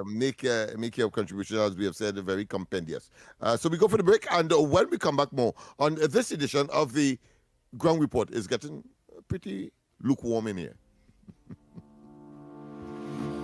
If you are a migrant currently living in Trinidad and Tobago without legal immigration status, this message is for you. The government of Trinidad and Tobago has introduced a special registration process for migrants who have overstayed or entered the country illegally. The online registration process will begin from Monday 26th of January and end on Wednesday 25th of February 2026. All applicants are first required to register through the official portal at migrantregistration.gov.tt. That's migrantregistration.gov.tt. After completing the online registration, there will be a mandatory in-person processing and verification which begins at the end of February 2026. The start date for that phase will be announced through official government channels. The in-person registration will take place at the Hazley Crawford Stadium, Port of Spain, the Atto Bolden Stadium in Balmain, Couva, and the Larry Gomes Stadium in Malabar, Arima, as well as the Dwight York Stadium, Bacalet, Scarborough, Tobago. Applicants will undergo a comprehensive verification process, which will include vetting by the Trinidad and Tobago Police Service involving fingerprinting and background checks. You will also be required to undergo basic medical screening. Upon completion of the registration process, successful applicants will be required to pay $700 for the migrant registration card. The ministry reminds undocumented migrants your participation in this exercise is essential, as failure to register during this window will result in deportation. This special registration process for migrants is your opportunity to be documented, protected, and allowed to work legally in Trinidad and Tobago for a defined period. For additional instructions, along with online application and required forms, visit the official portal at migrantregistration.gov.tt. That's migrantregistration.gov.tt. This message brought to you by the Ministry of Homeland Security and the Information Division, Office of the Prime Minister.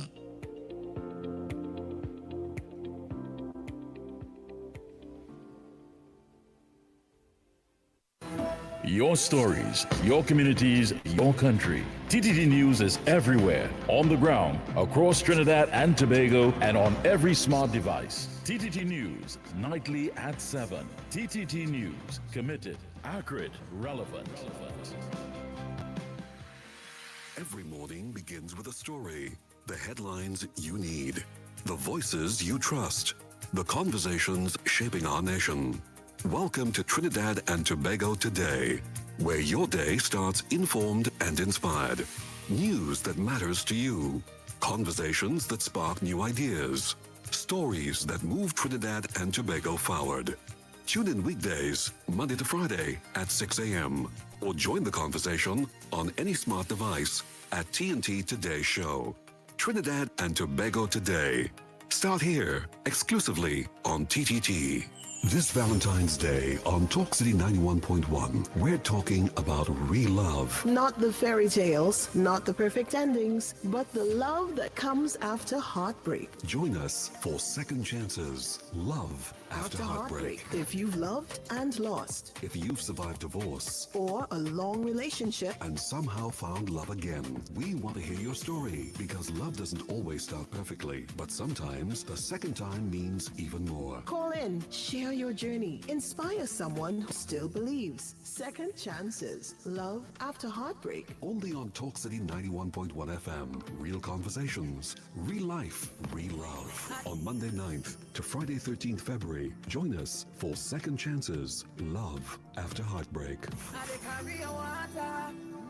From the moon and back, oh, I did change my track, oh, just to see. Calling all culture lovers. Are you ready to dive into the heart and soul of Trinidad and Tobago? Tune in to Culture Talk, where we explore the vibrant traditions, sizzling rhythms, and rich stories of our island every Saturday from 7 to 9 p.m. with Short Pants. And how do you feel about Calypso? On Sunday, Short Pants opens the doors of the Kaiso Cafe from 1 to 5 p.m. You can share your views, chat with the singers, hear some of the best calypsos that were ever sung, and learn a little something and more about our Trinbago culture. Culture Talk on Saturday and Kaiso Cafe on Sunday with Short Pants on Talk City 91.1 FM.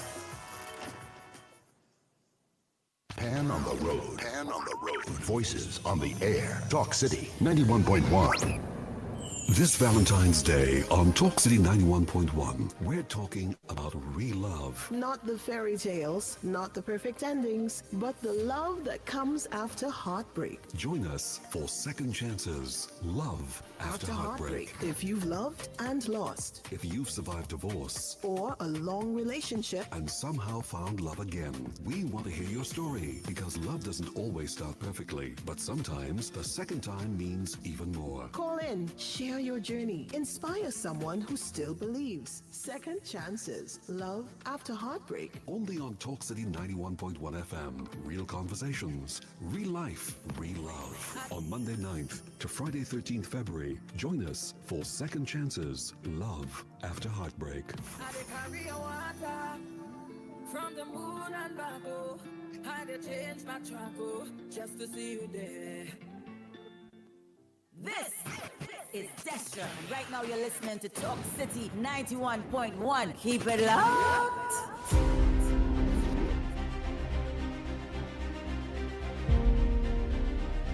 The Ground Report with Andy Williams and Lennox Smith. Oh boy, we are back. Trying to make sure we cut all of that short and sweet. Remember, you seen we have a lot of commercials, ads, all those various things. So they just keep each other. So we cannot overemphasize that your presentations must be very, very tight. It was very concise. So that we can get all of the information in, as well as, of course, the deal with that which pays the bills. Just a slight correction from the earlier issue with respect to San Fernando. Their budget was 700,000, but they actually got 500,000. That's the shortfall of 200,000. Just to clarify. I don't want people from San Fernando to say that we are providing misinformation or we don't understand what the scenario is. So once again, the budget would have been $700,000, but they received from the National Carnival Commission $500,000, and they said that $200,000 put them in a position where they cannot provide any cash prizes, but it appears that they will invest in trophies and so on to symbolize appreciation of the presentations that normally would be exhibited during Carnival in San Fernando. Right, and it is what it is. At least in my book, they get something because, as I always say, I don't believe that taxpayers' money is supposed to go into no carnival, into no sponsors of this, sponsors of that, and thing. That is my belief. Sean Jogi on Facebook is saying, Andy, San Fernando Carnival scaled down enormously over the years. Masqueraders go support Spain, right? It has someone else, yes. Last year, yeah, Rick Lutchman say last year they got 700,000 this year they get 500,000 right? Want to go to one other thing to clear something with that I saw there where they say Andy. Yes, Martin Lawrence is saying, Andy, if you're interested in P&M business, why don't you join P&M and drink Balijay juice? Mr. Martin Lawrence, Carnival down there in San Fernando, the committee there, I don't know if it's a P&M committee or a UNC committee, no partner. Just like how we have a Carnival committee in Saparia, I don't know, or Barapo, I don't know, or in Diego Martin, I don't know, or in Grandi. It all various places had a little committee. Shogunas. So we go say, the committee for Carnival in Shogunas and Barapo and them places is P&M? I don't know. So, Mr. Martin Lawrence, don't let my intellect go over your head and be dumb. Yeah, why again? The issue I'm raising have nothing to do with if a committee is a P&M, UNC, this, that. No. Taxpayers' money belongs to everyone. Okay, dumb Martin? It belongs to everyone. And my interest was on the grounds of making sure that whatever committee, wherever they are, Separia, Diego Martin, Barapo, Lavanti, wherever, that balance when it comes to taxpayers' money prevail. That is what it's about. And after several years in the doldrums, we highlighted, of course, the Rio Claro committee that has been revived this time around. But I cannot, of course, not focus on the fact that the very North Stand that is constructed or has been being constructed year after year. The understanding is that the Carnival Commission is now paying 50% of what it normally would have cost. Nice. So my issue, the same structure. So my issue, Martin Lawrence, is that I looking for value for money when it coming to taxpayers' money. Whether it's equity. Equity, but value for money. Because I really don't believe in it neither. Gain this money out, gain that money out. Let all of them organize and do things and make money. Do things, make money to carry out all the events. I don't believe in government funding these things. The money is better put to use somewhere else. Nice. So, Lawrence, you want to know is the pitbull view? That there is the view of the pitbull. We, the taxpayers' money, must not go into all those things and them there. But, unfortunately, my colleague Lennox Smith always tell me, Andy, it's culture, they may have to organize and still thing. And, okay. But value for money. You was getting 700,000. You get it this year. You get 5. Find a way for the 500,000 to work. Queen's Park Savannah and the stands, as Lennox Smith, my colleague, just said, was they cut the cost by 50%. And the North Stand still going to go up. And then whoever had to do the work and they find a way to make sure with funding cut by 50% to still get it done. So in my book, a smart for like me, you know what I could be saying? What?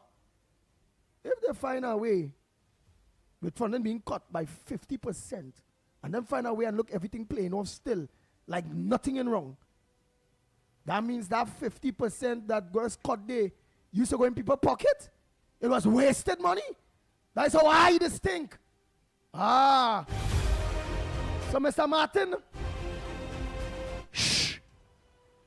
Yeah, I'm sure Mr. Martin would have got the gist and the logic of that presentation that you made and that argument that you would have made, because it is clear he too, being a rational person, would, will I have just to want to call and say something on on. board. Go ahead. Go ahead, caller. Sorry about that. Go ahead. Good morning. A very good morning to the Talk City, the Ground Report. Good And morning they to are you. called this morning, right? Yes. About the same fellow who called just now. Something wrong with that guy. I didn't want to call just now. I didn't want to call. But Who's something wrong with that fellow who's be calling that KFC? he only could work a certain time. KFC. He needs something wrong with that fella. This is not the first time. Always want to call. That fella need to change his lifestyle. He's singing negative. He making us look bad. He need to wake up and change his lifestyle, or else his kids will end up just like him. He have to change. That is all I have to say. Okay then.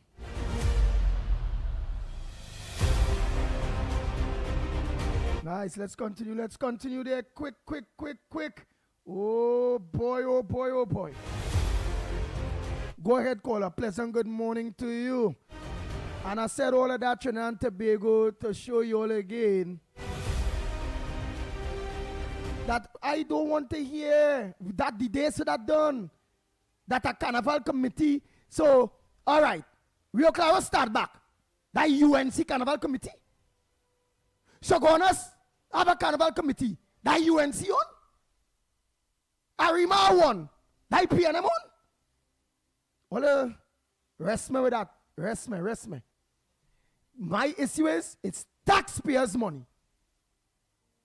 And when it comes to taxpayers' money, I'm not seeing no UNC PNM this, because we have a leader, the Honorable Kamala Prasad says, sir, that not even governing the country like that. You notice? It's equality across the board. UNC people, because of the state of the country, PNM left the country. Where the CPEP and URP and all them things, forestries and all them things closed down. And the Honorable Prime Minister and the government had to make serious decisions based on money and getting value for money. Taxpayers getting value for money. UNC people suffering because of that too. PNM people suffering because of that too. And the people don't support no party that used to use those programs suffering too. And they're reforming it, as Senator Arnold Roberts said, and they're going to bring it back to make sure that taxpayers get value for money. Gone are the days are ghosts. If you can't work, go and ask go and sign up for disability grant or work. No work, no pay. It is what it is. And that is the culture that the Kamala Prasad says, this present Prime Minister, trying to enforce, because she has no choice, because we are a lawless society. On us. Change have to start somewhere. And sometimes to change a lazy, tricky, corrupt country and people. Because it's not the country, the country is the people. Sometimes it's hard to move with an iron fist. That's like the demerit points. The moody demerit points. People wasn't losing lights again. Bam, they realize accidents started to go up more. People started to do more madness on the road. People started. The woman had no choice. Hey, I ain't gonna bring back the demerit points, but I go double the fees. If you obey the law, you have no fine to pay. You break the law, you have a fine to pay. But everybody vex for the lawbreakers, partner. The whole country gone mad for the lawbreakers, feeling sorry. It's a little too harsh. It's not a harsh on somebody that's going to obey the law.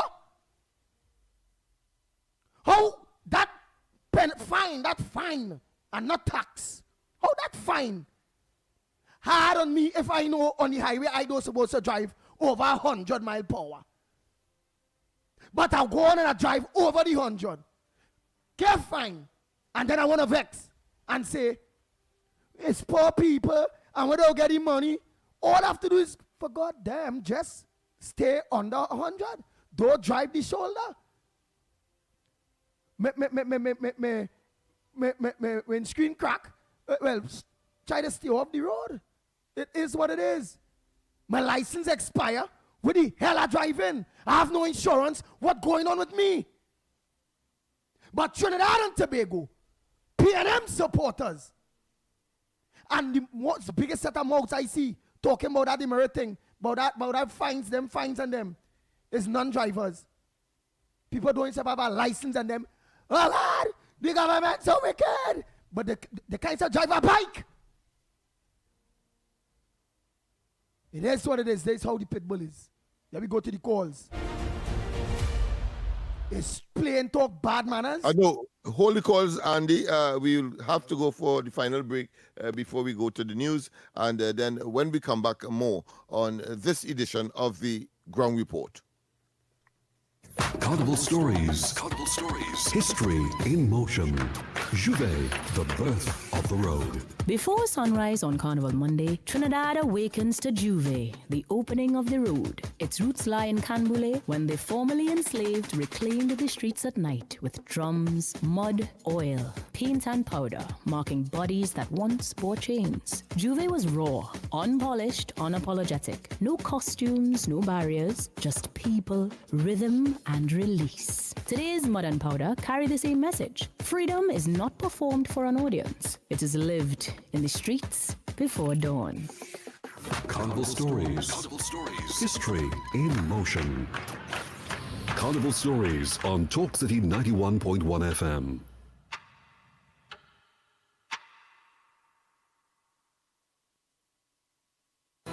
Your news, anytime, anywhere. TTT News brings you the facts that matter most. On air and online. More ways to stay informed. TTT News covers the stories that matter. Join us nightly at 7. TTT News. Committed, accurate, relevant.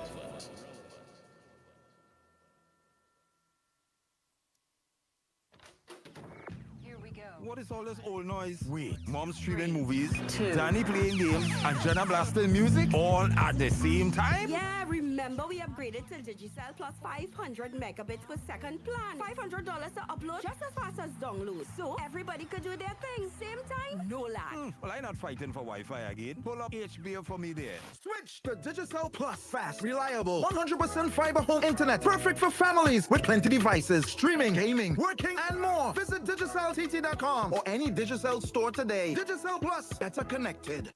This Valentine's Day on Talk City 91.1, we're talking about real love. Not the fairy tales, not the perfect endings, but the love that comes after heartbreak. Join us for Second Chances, Love After Heartbreak. If you've loved and lost. If you've survived divorce. Or a long relationship. And somehow found love again. We want to hear your story because love doesn't always start perfectly, but sometimes the second time means even more. Call in, share your journey, inspire someone who still believes. Second Chances, Love After Heartbreak. Only on Talk City 91.1 FM. Real conversations, real life, real love. On Monday 9th to Friday 13th February, join us for Second Chances, Love After Heartbreak.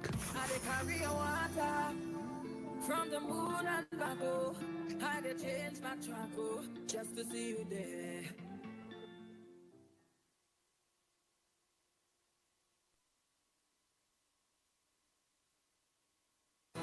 Your news, anytime, anywhere. TTT News brings you the facts that matter most. On air and online. More ways to stay informed. TTT News covers the stories that matter. Join us nightly at 7. TTT News. Committed, accurate, relevant.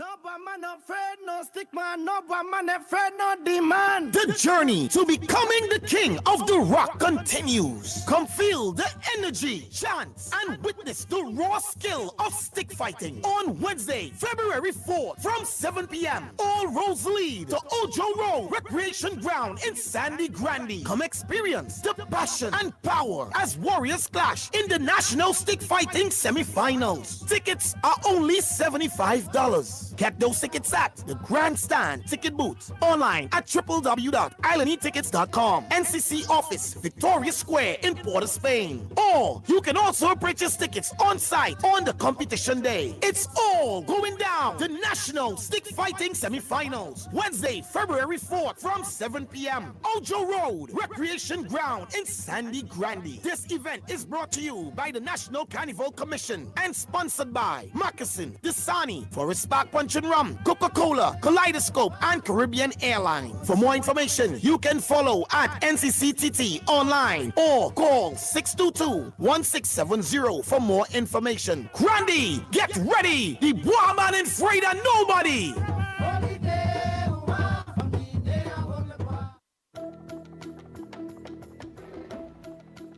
Good morning. This is your TTT News update at 8. I'm Carrie Roberts. Making the news at this time. The law allows police to detain citizens for a maximum of 48 hours without breaching constitutional rights. According to attorney at law Omlala, any extension beyond that time requires judicial approval under special circumstances. Detain you either under warrant or suspicion of a crime. They cannot just detain you for the purposes of interviewing you or that they suspect that you can assist in questioning. That's a misconception. And people have to also understand that when you are arrested or detained or police take you in their custody and you cannot leave, you have a right not only to remain silent, but for legal representation. Mr. Lala says that people need to understand what their rights are in terms of arrest, detention, and custody. However, he makes the point that one should not be confrontational to the police, for instance, where people attempt to videotape an incident. People have to be aware that in spite of Justice Sipasad's ruling and in spite of the fact that there's no prohibition from videotaping, you're still going to encounter police officers who will tell you, put away your phone, you can't, I will charge you, and take an abusive approach towards you. And it's important not to be confrontational with the police, especially if they are being confrontational, because my whole career I've seen police officers in situations sometimes deciding, well, okay, you don't want to do this, I'm going to charge you for obstructing justice.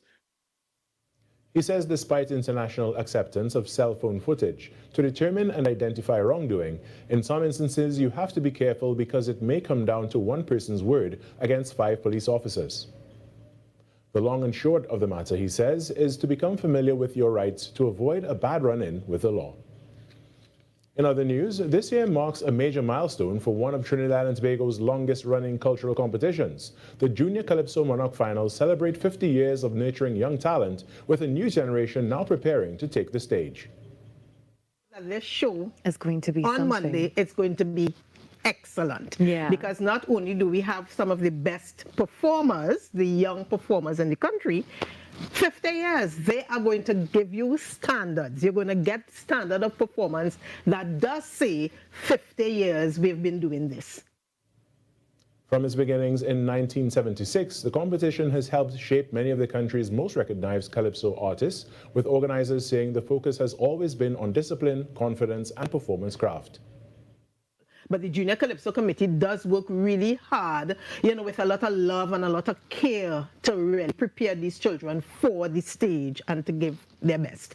So now that we look at the Calypso landscape and we see Patrice Roberts and Marshall Montano and Roderick Gordon and all these people, Aaron Duncan, and so many names that I can call, to say O'Connor, Dwayne O'Connor, all of these people came through Junior Calypso, were a part of the Junior Calypso fraternity before they graduated to what they do now, because they get a really good foundation there.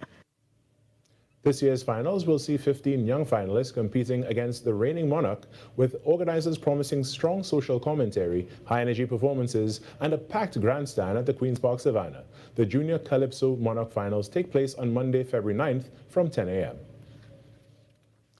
The president of the Mixed Martial Arts Association of Trinidad and Tobago, Adam Chin Leong Kam, together with the president of Trinidad and Tobago Olympic Wrestling and Beach Wrestling Federation, Mr. Kerry Grant, paid a courtesy call on the Honorable Minister of Sport and Youth Affairs, Philip Watts, following their recent designation as official national sporting bodies. During the meeting, both leaders were praised for their decades of commitment and vision in advancing and promoting their respective disciplines throughout Trinidad and Tobago. Minister Watts congratulated them on their contributions to sport development and shared his enthusiasm for the continued expansion of mixed martial arts, wrestling and beach wrestling within the country's sporting arena. And that was your TTT News Update. I'm Carrie Roberts. Have a great day.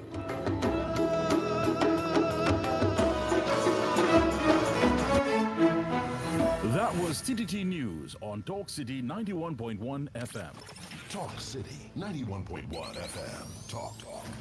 This is about creating opportunity through responsible management and citizen participation in national wealth. We are targeting US $3 billion in new investment within the next few years in energy, in construction, in tourism, and the digital economy. Music. It's reconstruction time in Trinidad, so put your shoulder to the wheel, and lad, move on, don't stop till you reach the top. You put a hand and I put a hand and we will sing. For big and for small in no time at all, prosperity. There's no other way to do it. Show your patriotic spirit, unity somehow. If Trinidad ever needed you, it's now. Culture. The budget has goodies and some not so goodies, but that is because fairness requires that everyone plays their part. Engaging conversations, latest news, our music. This is Talk City 91.1 These FM. are not just stories. They are the echoes of who we are, passed down in voices, in silence, and in memory. From the heart of the Caribbean, where history, mystery, and magic meet, this is Echoes of Our Folklore. Echoes of Our Folklore. Your weekly journey into the legends, stories, and whispers of our islands. Brought to you by Talk City 91.1 FM.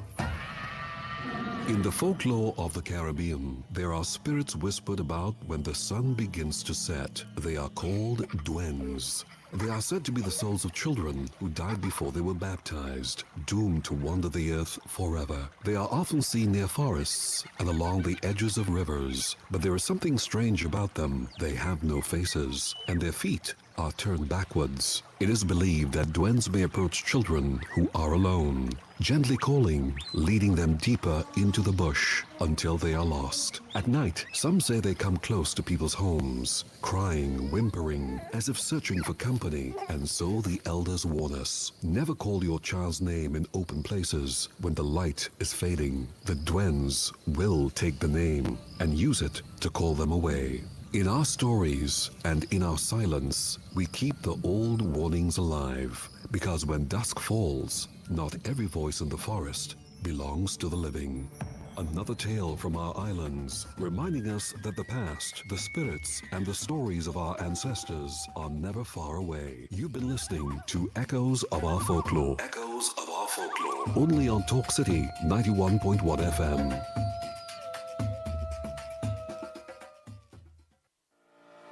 The Minister of Tertiary Education and Skills Training, Senator Emeritus, Professor the Honorable Prakash Prasad, welcomed Assistant Professor of Process Engineering at the University of Trinidad and Tobago, Dr. Dylan Ramsuk, along with UTT's Acting President to Education Towers. The visit recognized Dr. Ramsuk, who will participate in a research residency hosted by Oxford's Department of Engineering Science and the Oxford Green Ammonia Technology Group. The fellowship focuses on advancing low-carbon and green ammonia pathways to support regional food security, energy resilience, and climate commitments, positioning Trinidad and Tobago as a leader in sustainable industrial development in the Caribbean. The Ministry of Tertiary Education and Skills Training congratulated Dr. Ramsuk on this prestigious achievement and reaffirmed its commitment to supporting local expertise, making meaningful national, regional, and international contributions. This was a production of the Information Division, Office of the Prime Minister. If it matters to you, it matters to us. We report the news. Real stories in real time. TTT News, nightly at 7. TTT News, committed, accurate, relevant. History in the rhythm. Issues in the spotlight. Talk City 91.1. This is Destra. Right now you're listening to Talk City 91.1. Keep it locked. 6 a.m. to 9 a.m. Join Andy Williams and Lennox Smith, the Ground Report team, as they rip apart the lies, half-truth, and misinformation that the mainstream media never discuss. The Ground Report. Hard-hitting, informative, undiluted, uncompromising, and unfiltered. Monday to Friday. Get the raw facts before making any life-changing decisions. Only on The Ground Report.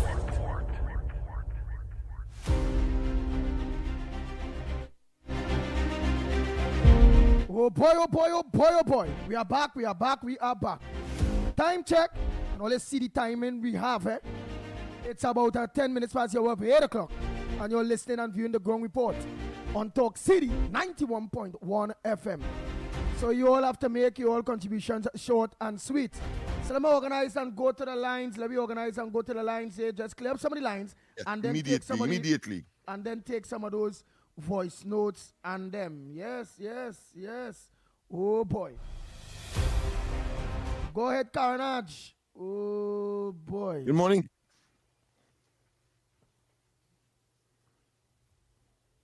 Good morning. Go Carnage.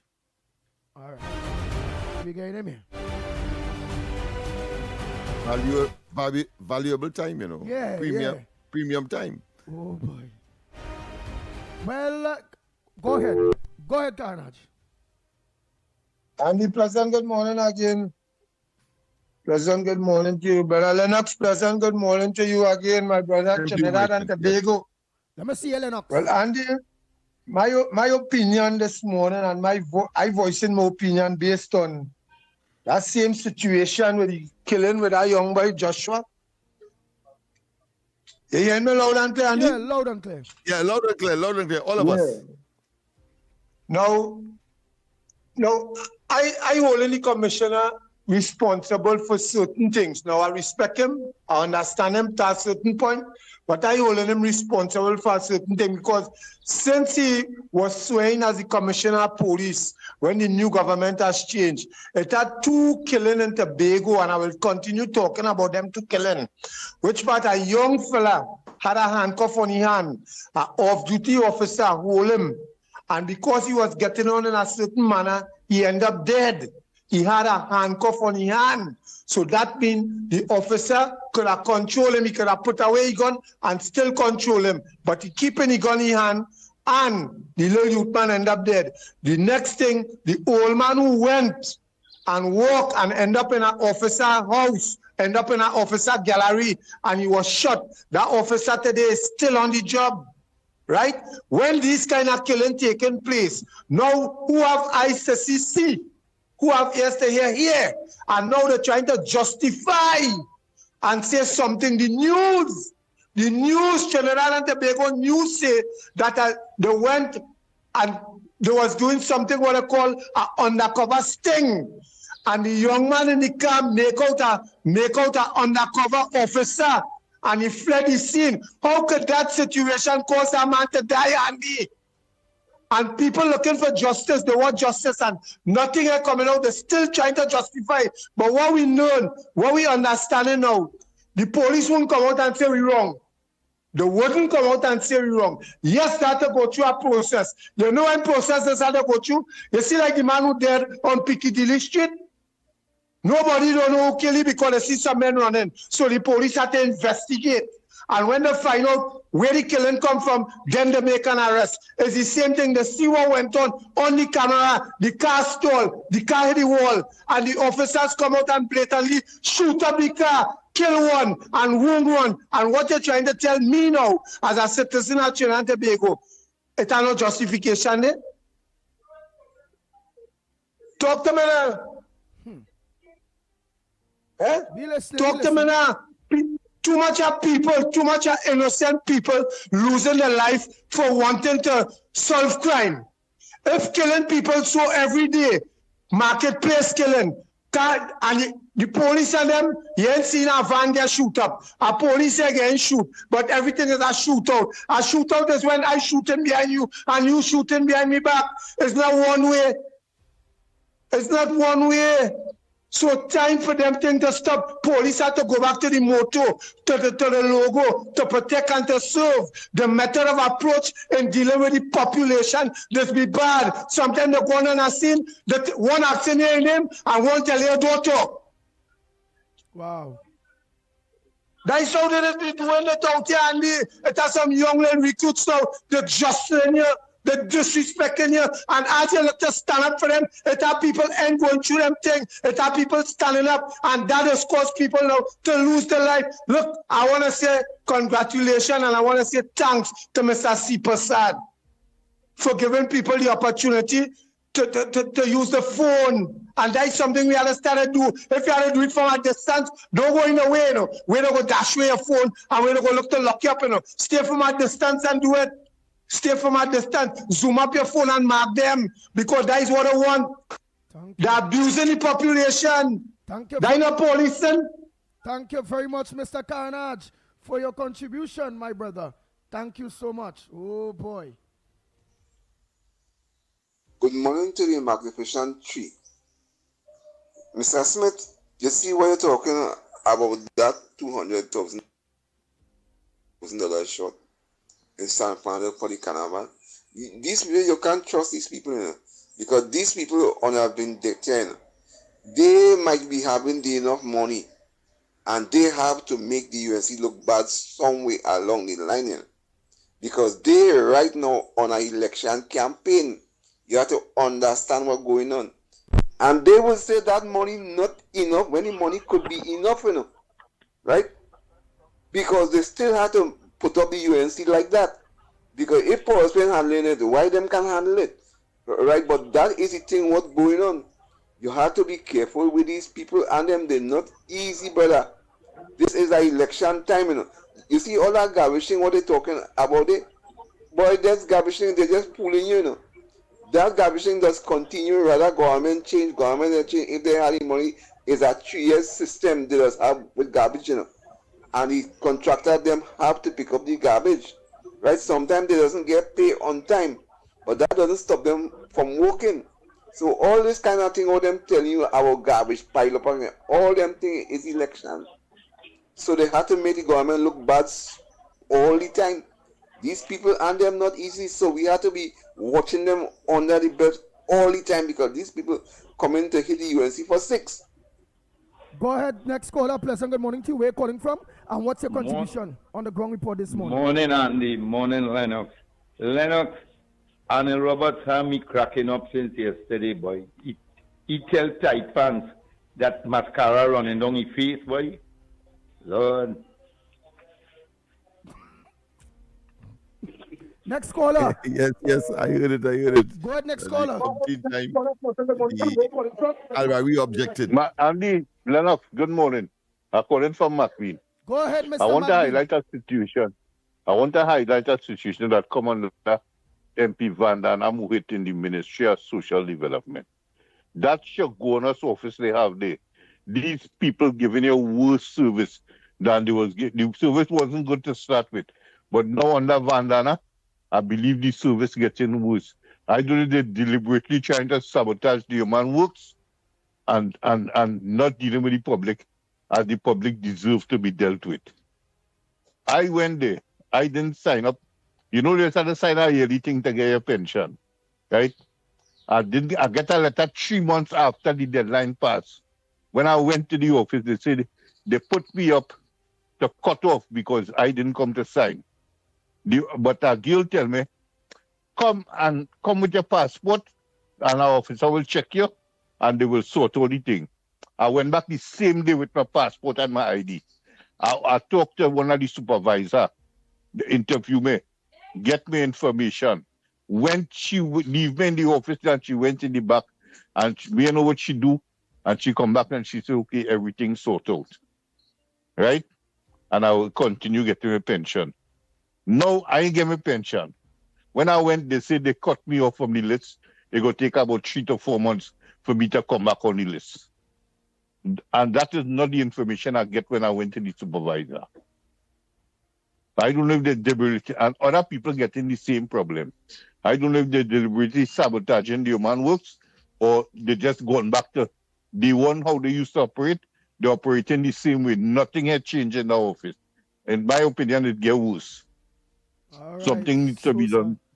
So sad, boys. So sad. Wow. I agree. Real people having problems with that office there in Yeah, and I want to say yes, I endorse that. We have had a number of that kind of complaint right at our resource center on George Street there, and the time is too inordinate. In fact, I had calls, I think, on 2 or 3 occasions, and one is now pending to pen a letter to the authorities and copying the minister, indicating of this inordinate delay for people who are dependent for their daily survival and sustenance on that pension money that they would be getting from at whatever level from the social development ministry. Go ahead. Go ahead, Granny. Make it short and sweet. Go ahead. Yes. Pleasant good morning. Good morning, Andy. Well, you real bring things to light this morning. You bring things to light. All in the darkness, they will be in the light. You have to know life. You hear? Now, I want to say this. This man going to every station to bring down the UNC, talking about work. People from Beach working for the state. Except doctors from Samoa traveling to reach Grandy in time in hospital. This man will tell me he can't patch nuts and sell. He can't sugar cake. Them in the capital of Trinidad, buy something and sell. All you want fast money. Or right there at any age you could study. Do some little thing and go back and study. And then the composite school for the TNM in Billy. And then the science complex in Normandy. Do something, man. You're bringing down the UNC every station.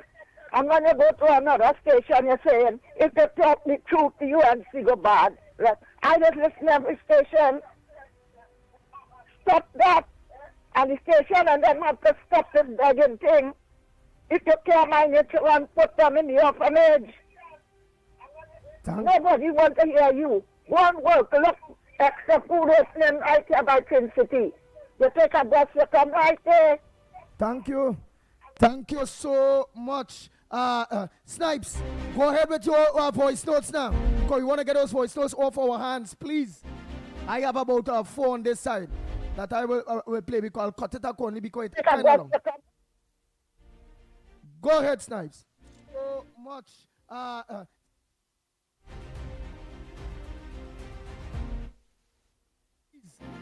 have about 4 on this side that I will. Oh boy, where's that one? All right, well, let me play on my side here by the time. Oh, I got it. Oh, you got it?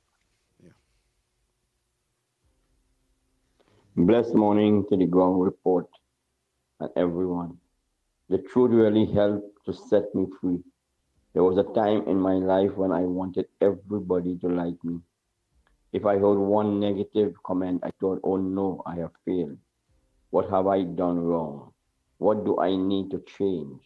One day I realized it's impossible for everybody to like me. And if someone chooses to misinterpret my message or my motives, there is nothing I can do about it anyhow. Now I don't let my critics upset me or steal my joy. I know most of the time it's not about me. The success God had given me stirs up the jealousy in them. If you are making a difference in your family or at the office or at your workplace, you will always have your share of critics. Don't allow them to stress you out. Simply recognize that the higher you go, the more visible a target you will be, and the more critics will want to take you down. Hi, everyone. This is Elon Musk, and you're locked onto the Ground Report on Talk City 91.1 FM with host Andy Williams, Lennox Smith, and Director Snipes. Let's all share the live friends, and have a great day. Andy, Lennox, good morning. Something is really wrong with KFC. You begging since Kamala and they came into power. He begging for work. You mean to tell me they tell you to come out and you didn't?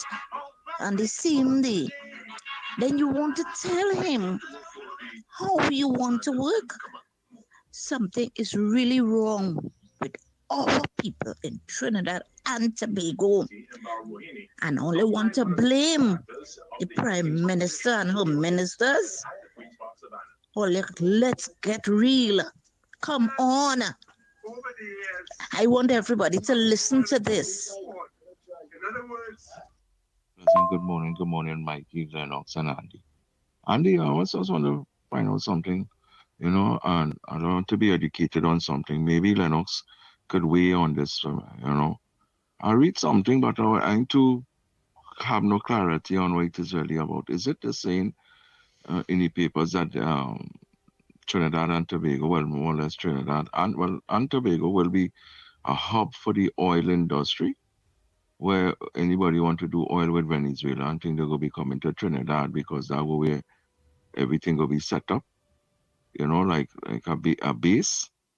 So, I mean, if so, well, then Trinidad will become one of the most important country in the world because anytime you have to do oil with Venezuela or anything like that concerning the energy sector, that'll come to Trinidad and sit down around a table, as they would say, negotiate and do whatever it is, and then move forward, get all the license and all them things.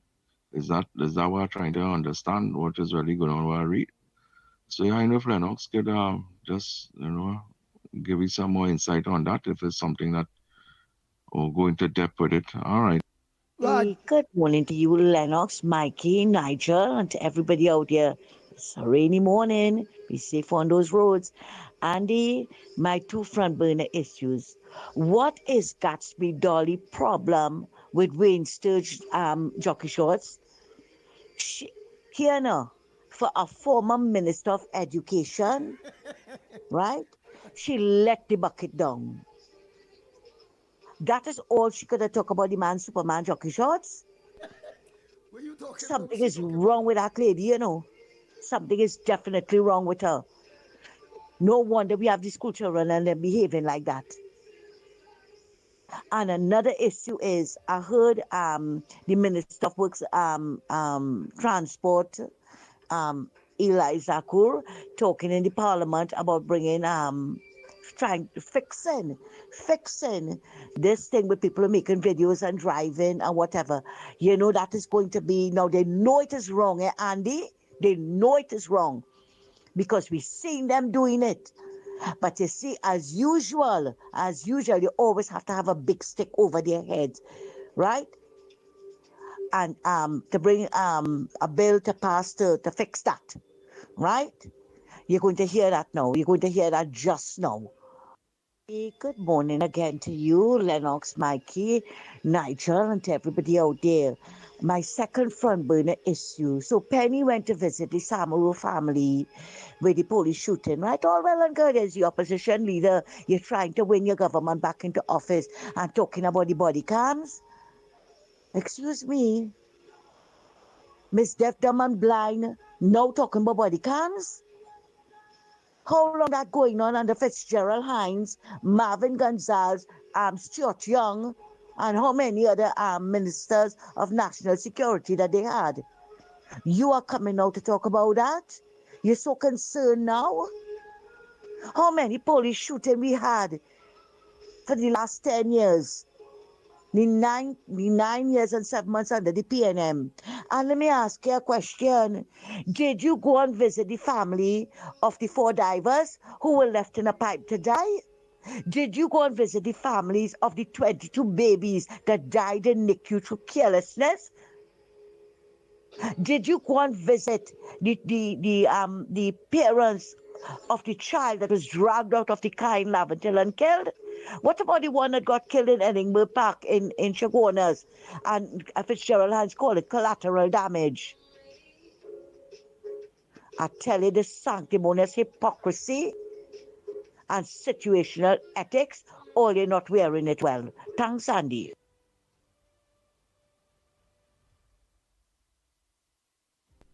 That's it. That's it. Let me just finish off on my side quick. Pleasant morning to the Ground Report. Welcome, Andy Pitbull of Radio. Welcome back, Lennox Smith and Mighty Co, wherever you are. I want to mention something here, right? Marsha Walker and that dashing face man in the long by the warehouse talking a set of nonsense. He and all saying how all the Indian racial.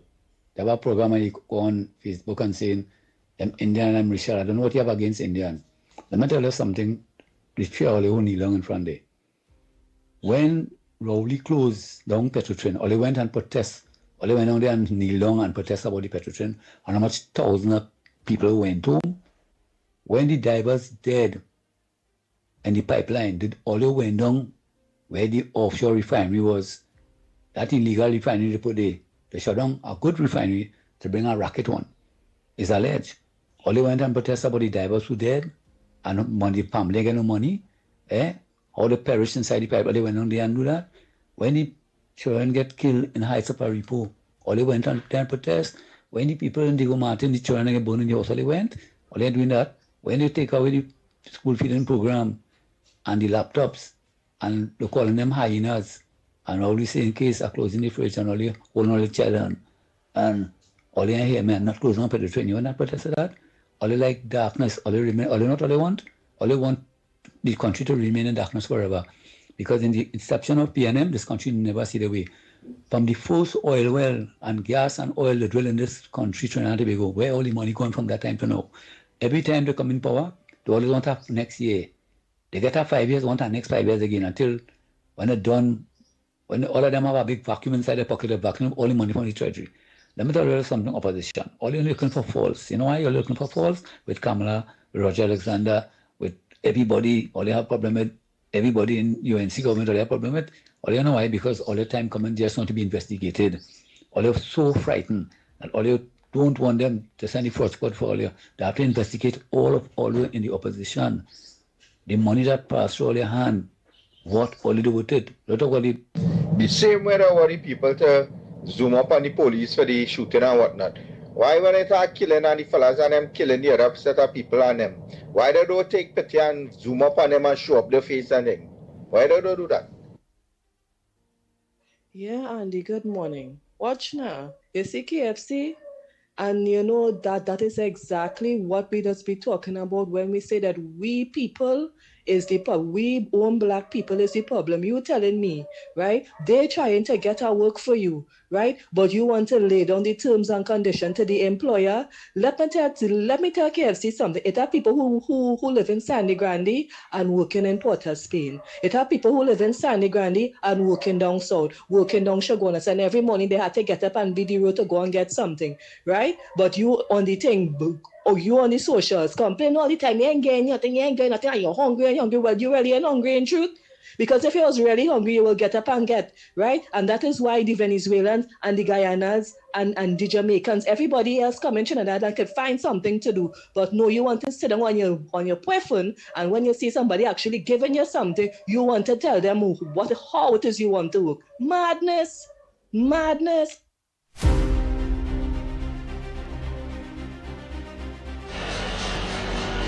Morning. Andy and Lennox, I just want to thank you all very much for bringing Anil Roberts on the program yesterday. Even though he sang for his supper, I must say that he made a very good effort to assist with the bus crisis in San Fernando. But before I begin, just want to ask Mr. Nigel Snipes, there's a song that you would play on afternoons when you had the talk show with Miss Rachel Price. It's a recent calypso about crime and it goes like this. Is this the life? Is this the life? Just wanted to ask who is the singer of the song and what is the name of it? Is this the life? Talking about crime in this country. Anyhow, this morning, Andy, something came on my phone where PTSC said that they're refurbishing the articulated buses. That is the long ones with the joint in the middle. I want to know, what is the purpose of refurbishing these articulated buses if when they finish do repairs, they are just parked up in Citygate? Because they are hardly being used. I find if you are fixing these articulated buses, give San Fernando about 3 or 4, because that is the only bus that the San Fernando PTSC doesn't send UE because of the sharp corners, etc. Send them to San Fernando and let them go Port of Spain. I was talking to a bus driver last week Friday. He told me how they got the instruction from the management in San Fernando not to drive any buses to go Port of Spain, but send them to UE. So I really hope that Anil Roberts could really make some headway in letting the minister do his job. Because what is Mr. Eli Zaku doing? Mr. Zaku, what are you doing? That's what I want to know. What are you doing? Because this morning people couldn't get a bus to go Port of Spain from since 5 o'clock and none left since that time. Because everything they had on the wharf was going to UE. A Port of Spain bus came back, Akil was the driver, right? As soon as Akil came into San Fernando with the bus, Ragunanan went in and changed the sign, and the bus went to UE.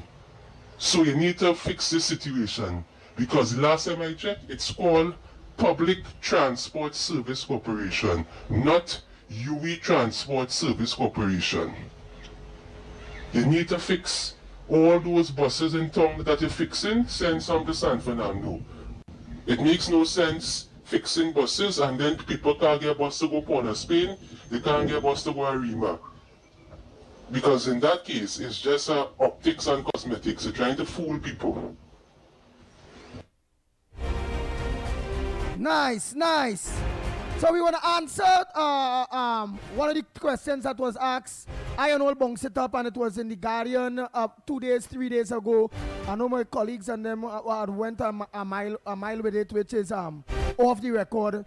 The sex and them that was dealing with it, which is the article that Marco Rubio, yes, he made a statement favoring Trinidad and Tobago with every oil refinery come up that want to push everything to U.S. business to deal with our refinery. And what made the topic was that, you know, the Guardian, that 1% PNM papers, you know, they didn't put it in the front page.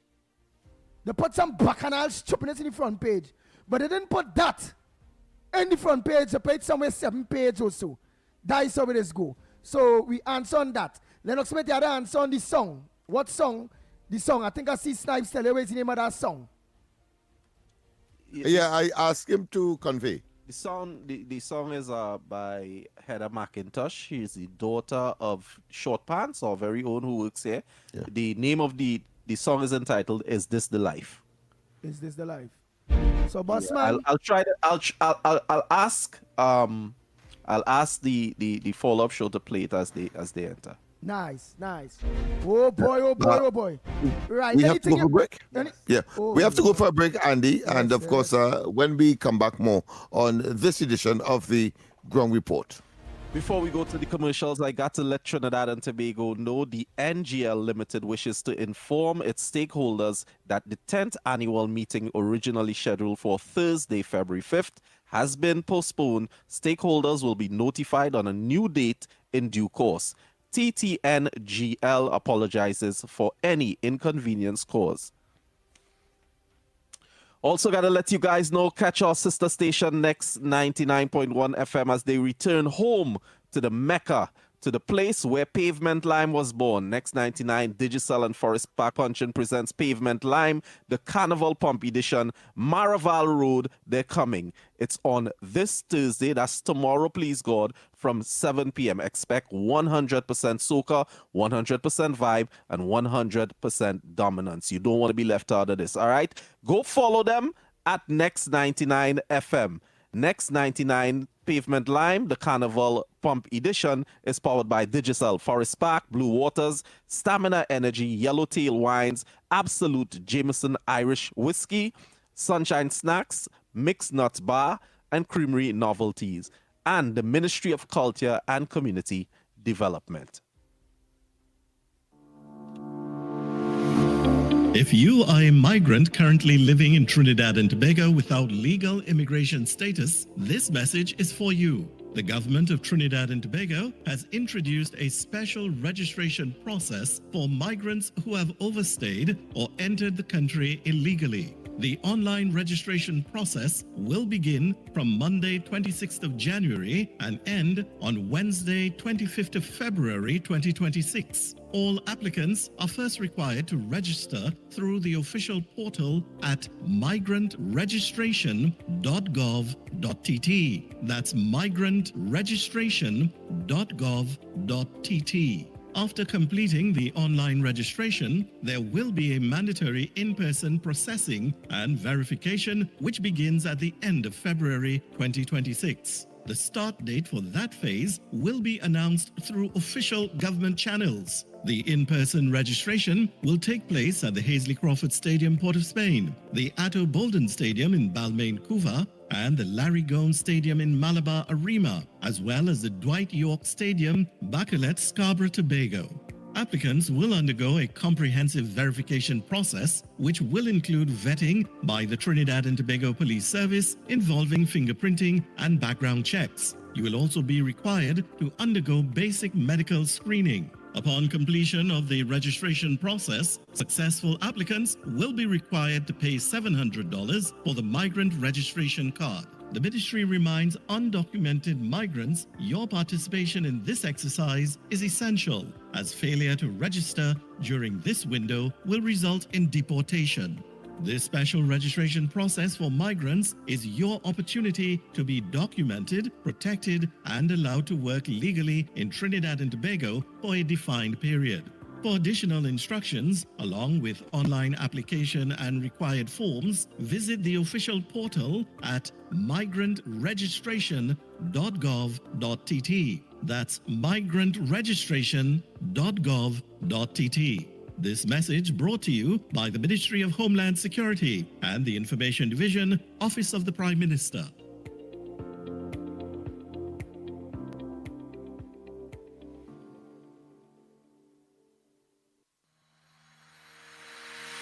Every morning begins with a story, the headlines you need, the voices you trust, the conversations shaping our nation. Welcome to Trinidad and Tobago Today, where your day starts informed and inspired. News that matters to you, conversations that spark new ideas, stories that move Trinidad and Tobago forward. Tune in weekdays, Monday to Friday at 6 a.m. or join the conversation on any smart device at TNT Today Show. Trinidad and Tobago Today. Start here, exclusively on TTT. This Valentine's season, Talk City 91.1 FM celebrates second chances at love. Were you divorced, heartbroken, widowed, and thought love was over until it found you again? Share your story on air in just 1 or 2 minutes. Tell us how you healed, how long it took, and how love returned. Respectfully, honestly, and from the heart. Daily winners will be selected with a grand prize winner announced on Friday, February 13th. Second chances. Love after heartbreak. Only on Talk City 91.1. I dey carry your water from the moon and back, oh. I dey change my track, oh, just to see you there. Where is the fire? Carnival stories. History in motion. Jab jab, fire, chains, and defiance. Blackened skin, horned masks, chains and whips. The jab jab is not meant to be comfortable. Rooted in Emancipation era celebrations, jab jab portrays both the devil of folklore and the image once forced onto Africans by their oppressors. The meaning, however, was reclaimed. What was used to frighten became a symbol of power. What was meant to shame became identity. When the jab jab cracks his whip, he is not threatening the crowd. He is announcing freedom. Carnival Stories. Carnival Stories. Mass with meaning. Carnival Stories on Talk City 91.1 FM.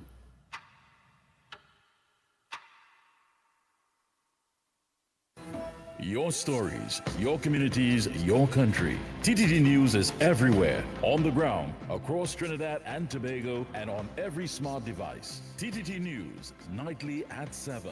TTT News, committed, accurate, relevant. Talk City 91.1. Thought-provoking conversations, bold perspectives, voices you trust. Listen on 91.1 FM and connect on Facebook, YouTube, and TikTok. New shows, new features, big giveaways. Talk City 91.1. Your city, your voice. This Valentine's Day on Talk City 91.1, we're talking about real love. Not the fairy tales, not the perfect endings, but the love that comes after heartbreak. Join us for Second Chances, Love After Heartbreak. If you've loved and lost, If you've survived divorce or a long relationship, and somehow found love again, we want to hear your story, because love doesn't always start perfectly, but sometimes the second time means even more. call in, share your journey, inspire someone who still believes. Second Chances, love after heartbreak. Only on Talk City 91.1 FM. Real conversations, real life, real love. On Monday 9th to Friday 13th February, join us for Second Chances, Love After Heartbreak. I dey carry your water from the moon and back, oh.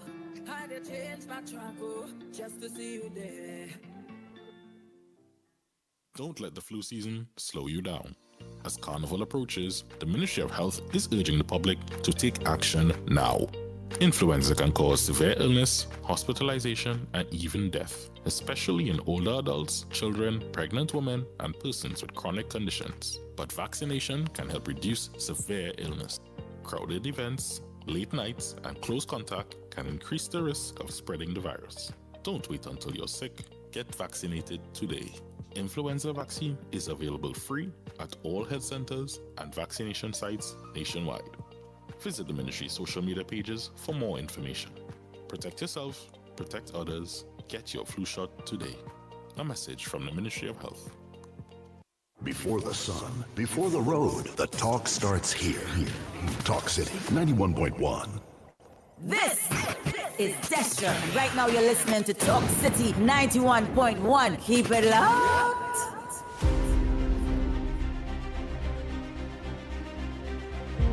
The Ground Report with Andy Williams and Lennox Smith.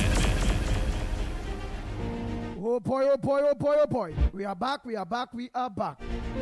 Time check. It's about 47 minutes past the hour of 8 o'clock. Yeah, you're listening to the Ground Report. Lennox, before you leave, you're going to make sure you call me before you leave the building. Yeah. Me and you and Stan. We had to talk about... and of course, I thought we should touch on this issue issued by your favorite judge. Yeah, the favorite judge. Frank C. Prasad, when he called for public to film the police in their activities, and they could do nothing about it. Of course, lawyers are saying that you have to be more practical if it is that police on duty says to use something that you should obey, inclusive, of course, putting away your camera. Well, no, police cannot tell you to put away your camera. They can't tell you to put away your camera. There are legal practitioners that are saying do not engage in any confrontation. But that is cowardice. Stay at distance, zoom in your camera, and tape it. Right. Don't let none of them criminal lawyers and them boy, plenty of them lawyers and them have is some of the reasons for the crime it have out here. Some of them is crime. Yeah, So trying to be passive when in fact you should be aggressive and insist because I mean that is about your fundamental rights and the fact that could be the objective evident mechanism to make certain that when you go to the courts or wherever that it is presented in such a way that the objective thinker, the judicial officer could see what really transpired. So that came as a consequence of a judgment that he gave with respect to a member of the army, where he was charged for dangerous driving and for insulting a police officer.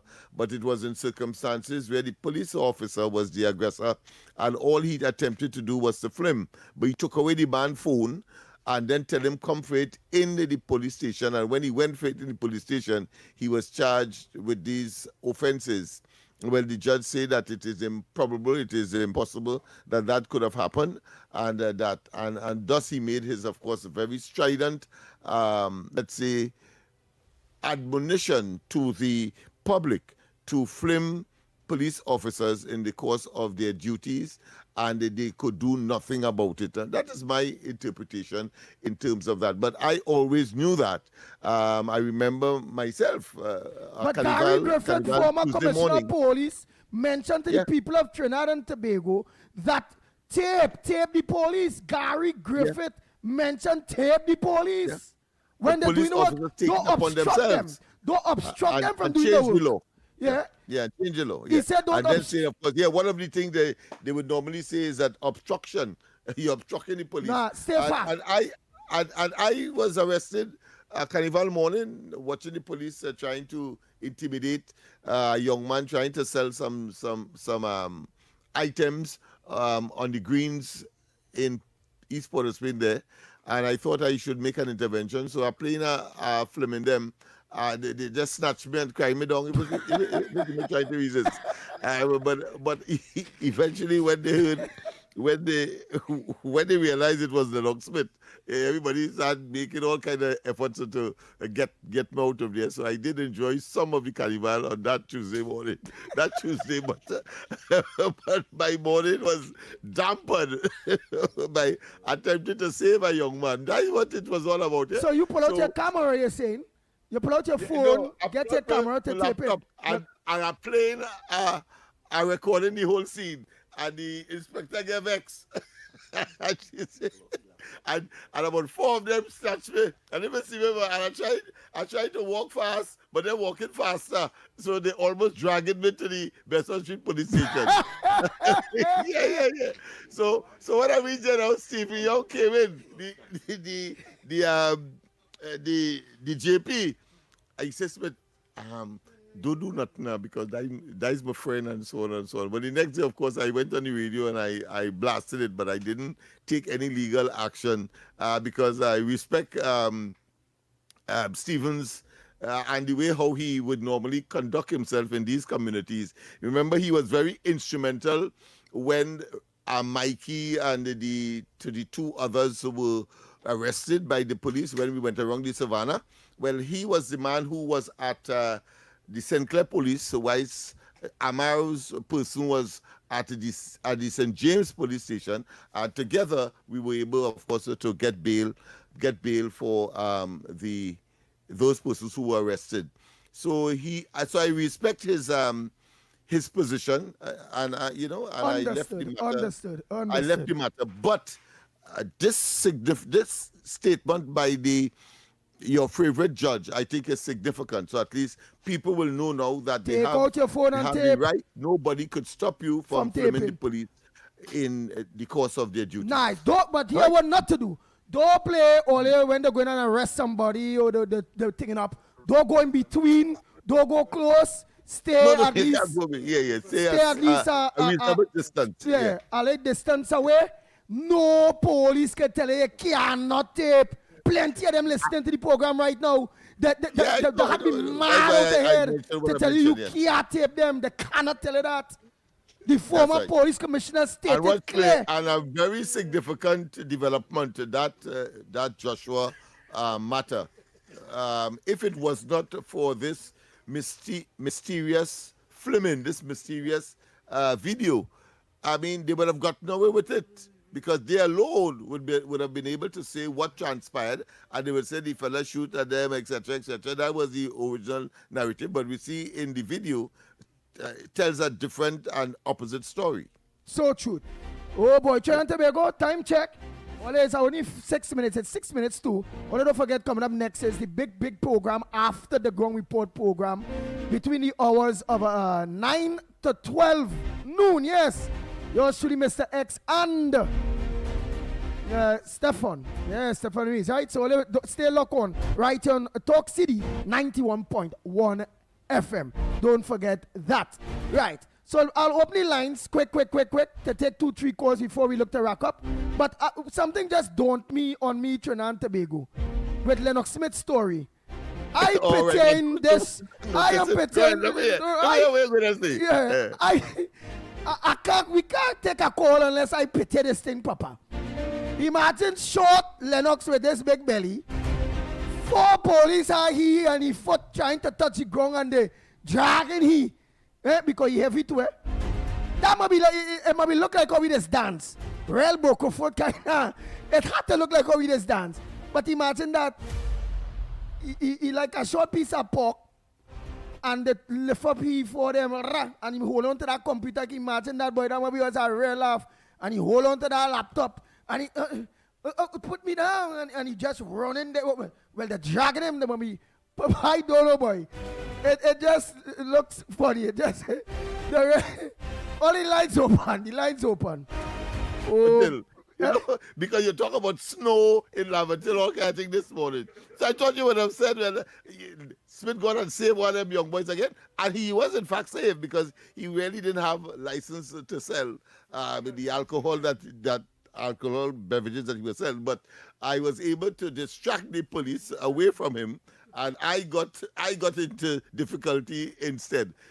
I thought you would have focused there. Oh gosh, forget me now, man, and the broken for dance and all. Only because you can't dance, you're always tackling me and my performances. But that's all right. We have any more calls so that we can take before the morning. This big coming up program. Yes. Pleasant good morning. Yeah, morning, Mr. Lennox. Yes, good morning. Mr. Andy, good morning. Yes. I just calling to make a suggestion. Since UNC win, I see KFC been begging everybody. Everybody should show up and buy 20 pounds of nut shrimp, a big bottle of oil, a pot, some small bags. I want to set him up in a little business, right? If I was in Trinidad, I'd come and give him some money and set him up in a little business, some small bags for the nuts, and a pot, oil, and I'll show you at children home. They will bag the nuts for him and give him 2 brown paper bags, like where this fella used to do down in the Oval, and let him go to the bus terminal in Port of Spain, which is the closest port. If he sell 100 bag of nuts at $5 a day, like $500, people will help him buy a bottle of oil when he month up. They will help him buy some nuts. So he don't have to put money out the pocket. I know he's not a healthy fella, but he could start some way, and he could show the whole country how a man in his condition start a little business. And is this what we need to project on some of the people and get them away from the Down syndromes or the health syndromes, they call it? So true, so true. My friend, your recommendation is valid. That is an option that is being pursued as we speak. But I want to also tell you that nothing is preventing you from sending some money for him, whatever part of the world you are. Let me take this call quick. Last caller. Go ahead, caller. Morning, gentlemen. Barack Paul here. Gentlemen, let me tell you something. Anyway, before I reach there, that issue with Lennox sound like you're trying to push a full barrel of water up a hill with a box cat. But anyway. on a rough road. On a rough road. And you have on a old crepe sole and it's gravel and you're only slipping. Yeah. But anyway. Because the tire's smooth. Go ahead. The tire's smooth. Let me tell you a little something. Seriousness. Nothing can go right if you see your foundation start wrong. And what going on in Trinidad and Tobago, we foundation started wrong with PNM. You see, the day we became independent and PNM take over, that is when things started to go wrong. And it continued going wrong. And when you see situations like the situation with Akil Chambers that took place in this country, and that was covered up, nothing else in Trinidad and Tobago could ever go right where crime is concerned. And you see all these protests were taking place here. Now I condoning any kind of wrongdoing where police kill innocent people or anything like that. But you see any protest where crime is concerned, the first respect they should start off with should be asking for justice for Akil Chambers and then continue the protest. Thank you so much. Always 1 minute, maybe about 30 seconds, 3 hours. That is what it say. Oh God, Santa Cruz, short and sweet. 30 seconds. Andy, good morning again to you and to everybody out here. Andy, every month I used to make that call all up the last year. The month after your birthday, you go to social welfare and renew your life certificate. So people who celebrated their birthday in January should be in the social welfare office. 91.1 FM. The cabinet has approved the increase in the permissible age of importation of foreign-use right-hand drive private cars, that's sports utilities, SUVs, sedans, and station wagons, powered by gasoline, dieseline, or compressed natural gas, CNG, from 3 years to under 8 years, and under from the date of manufacture. Music.